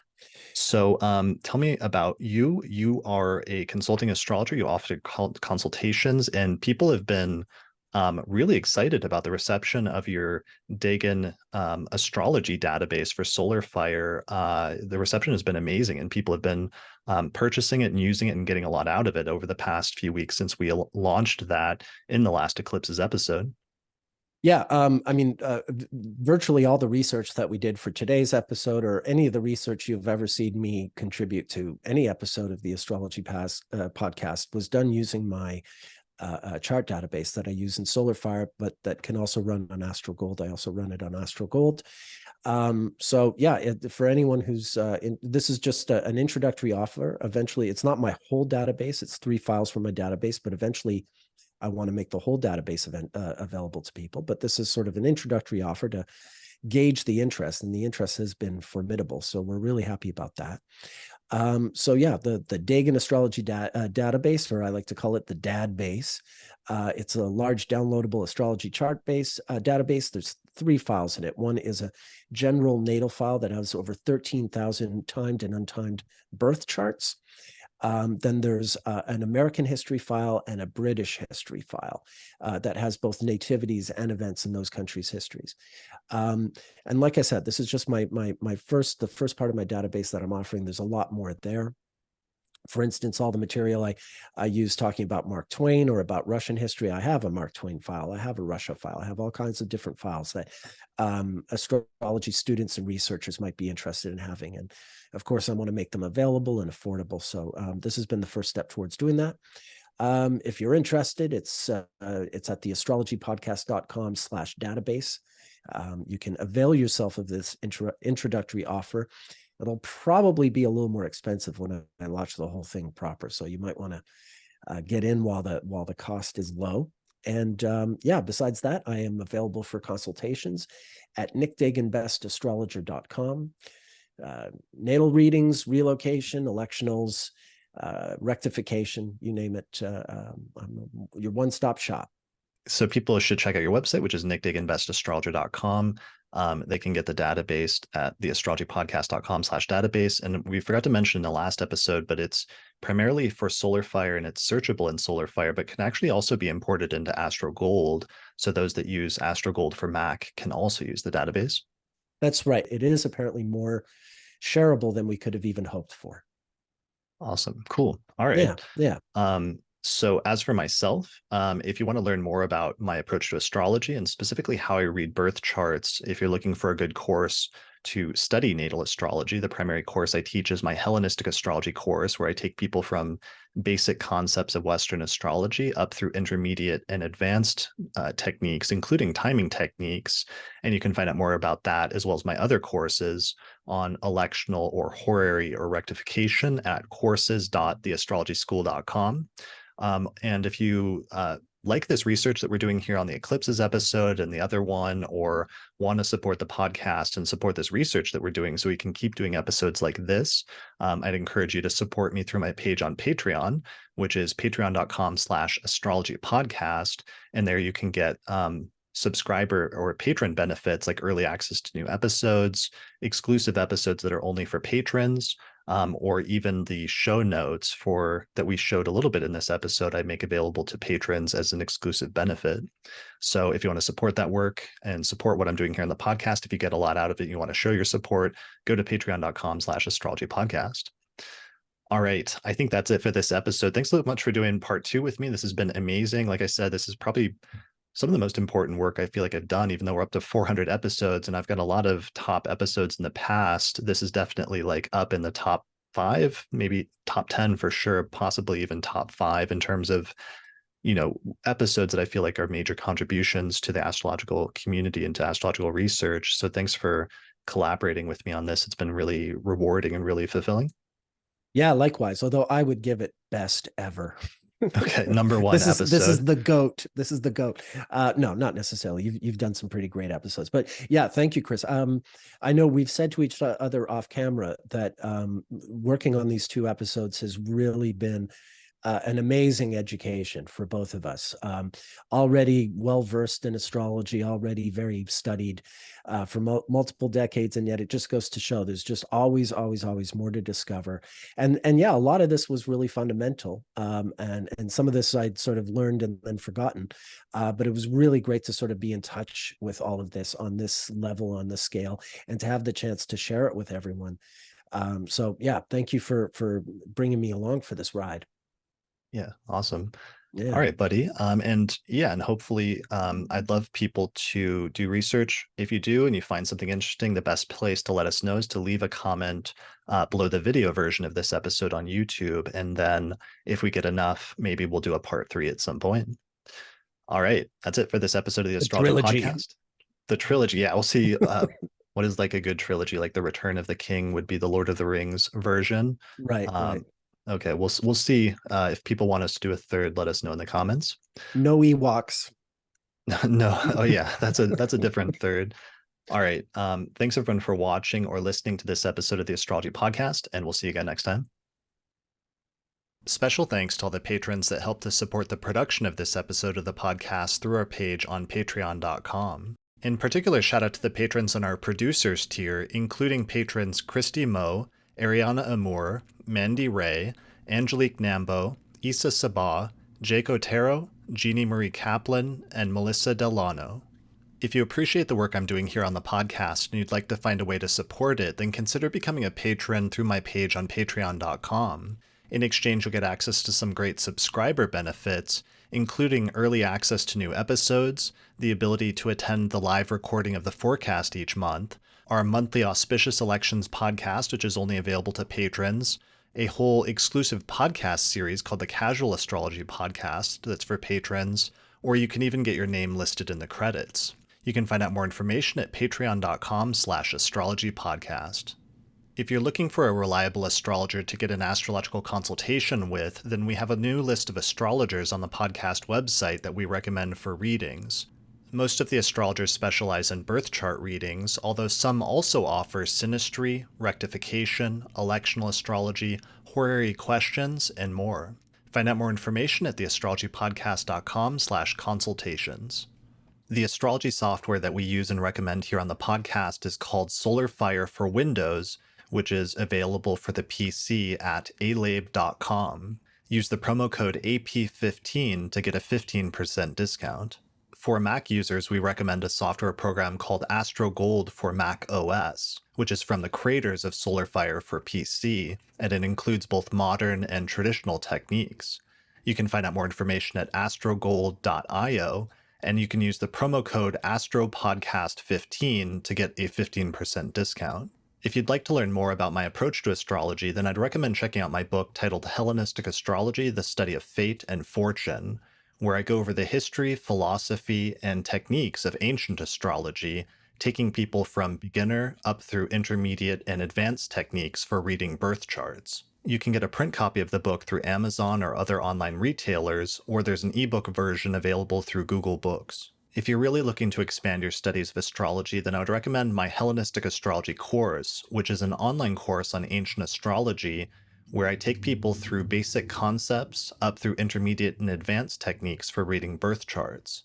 There's over 100 hours of video lectures, as well as guided readings of ancient texts, and by the time you finish the course, you will have a strong foundation in how to read birth charts, as well as make predictions. You can find out more information at courses.theastrologyschool.com. And finally, thanks to our sponsors, including the Mountain Astrologer magazine, which is a quarterly astrology magazine which you can read in print or online at mountainastrologer.com.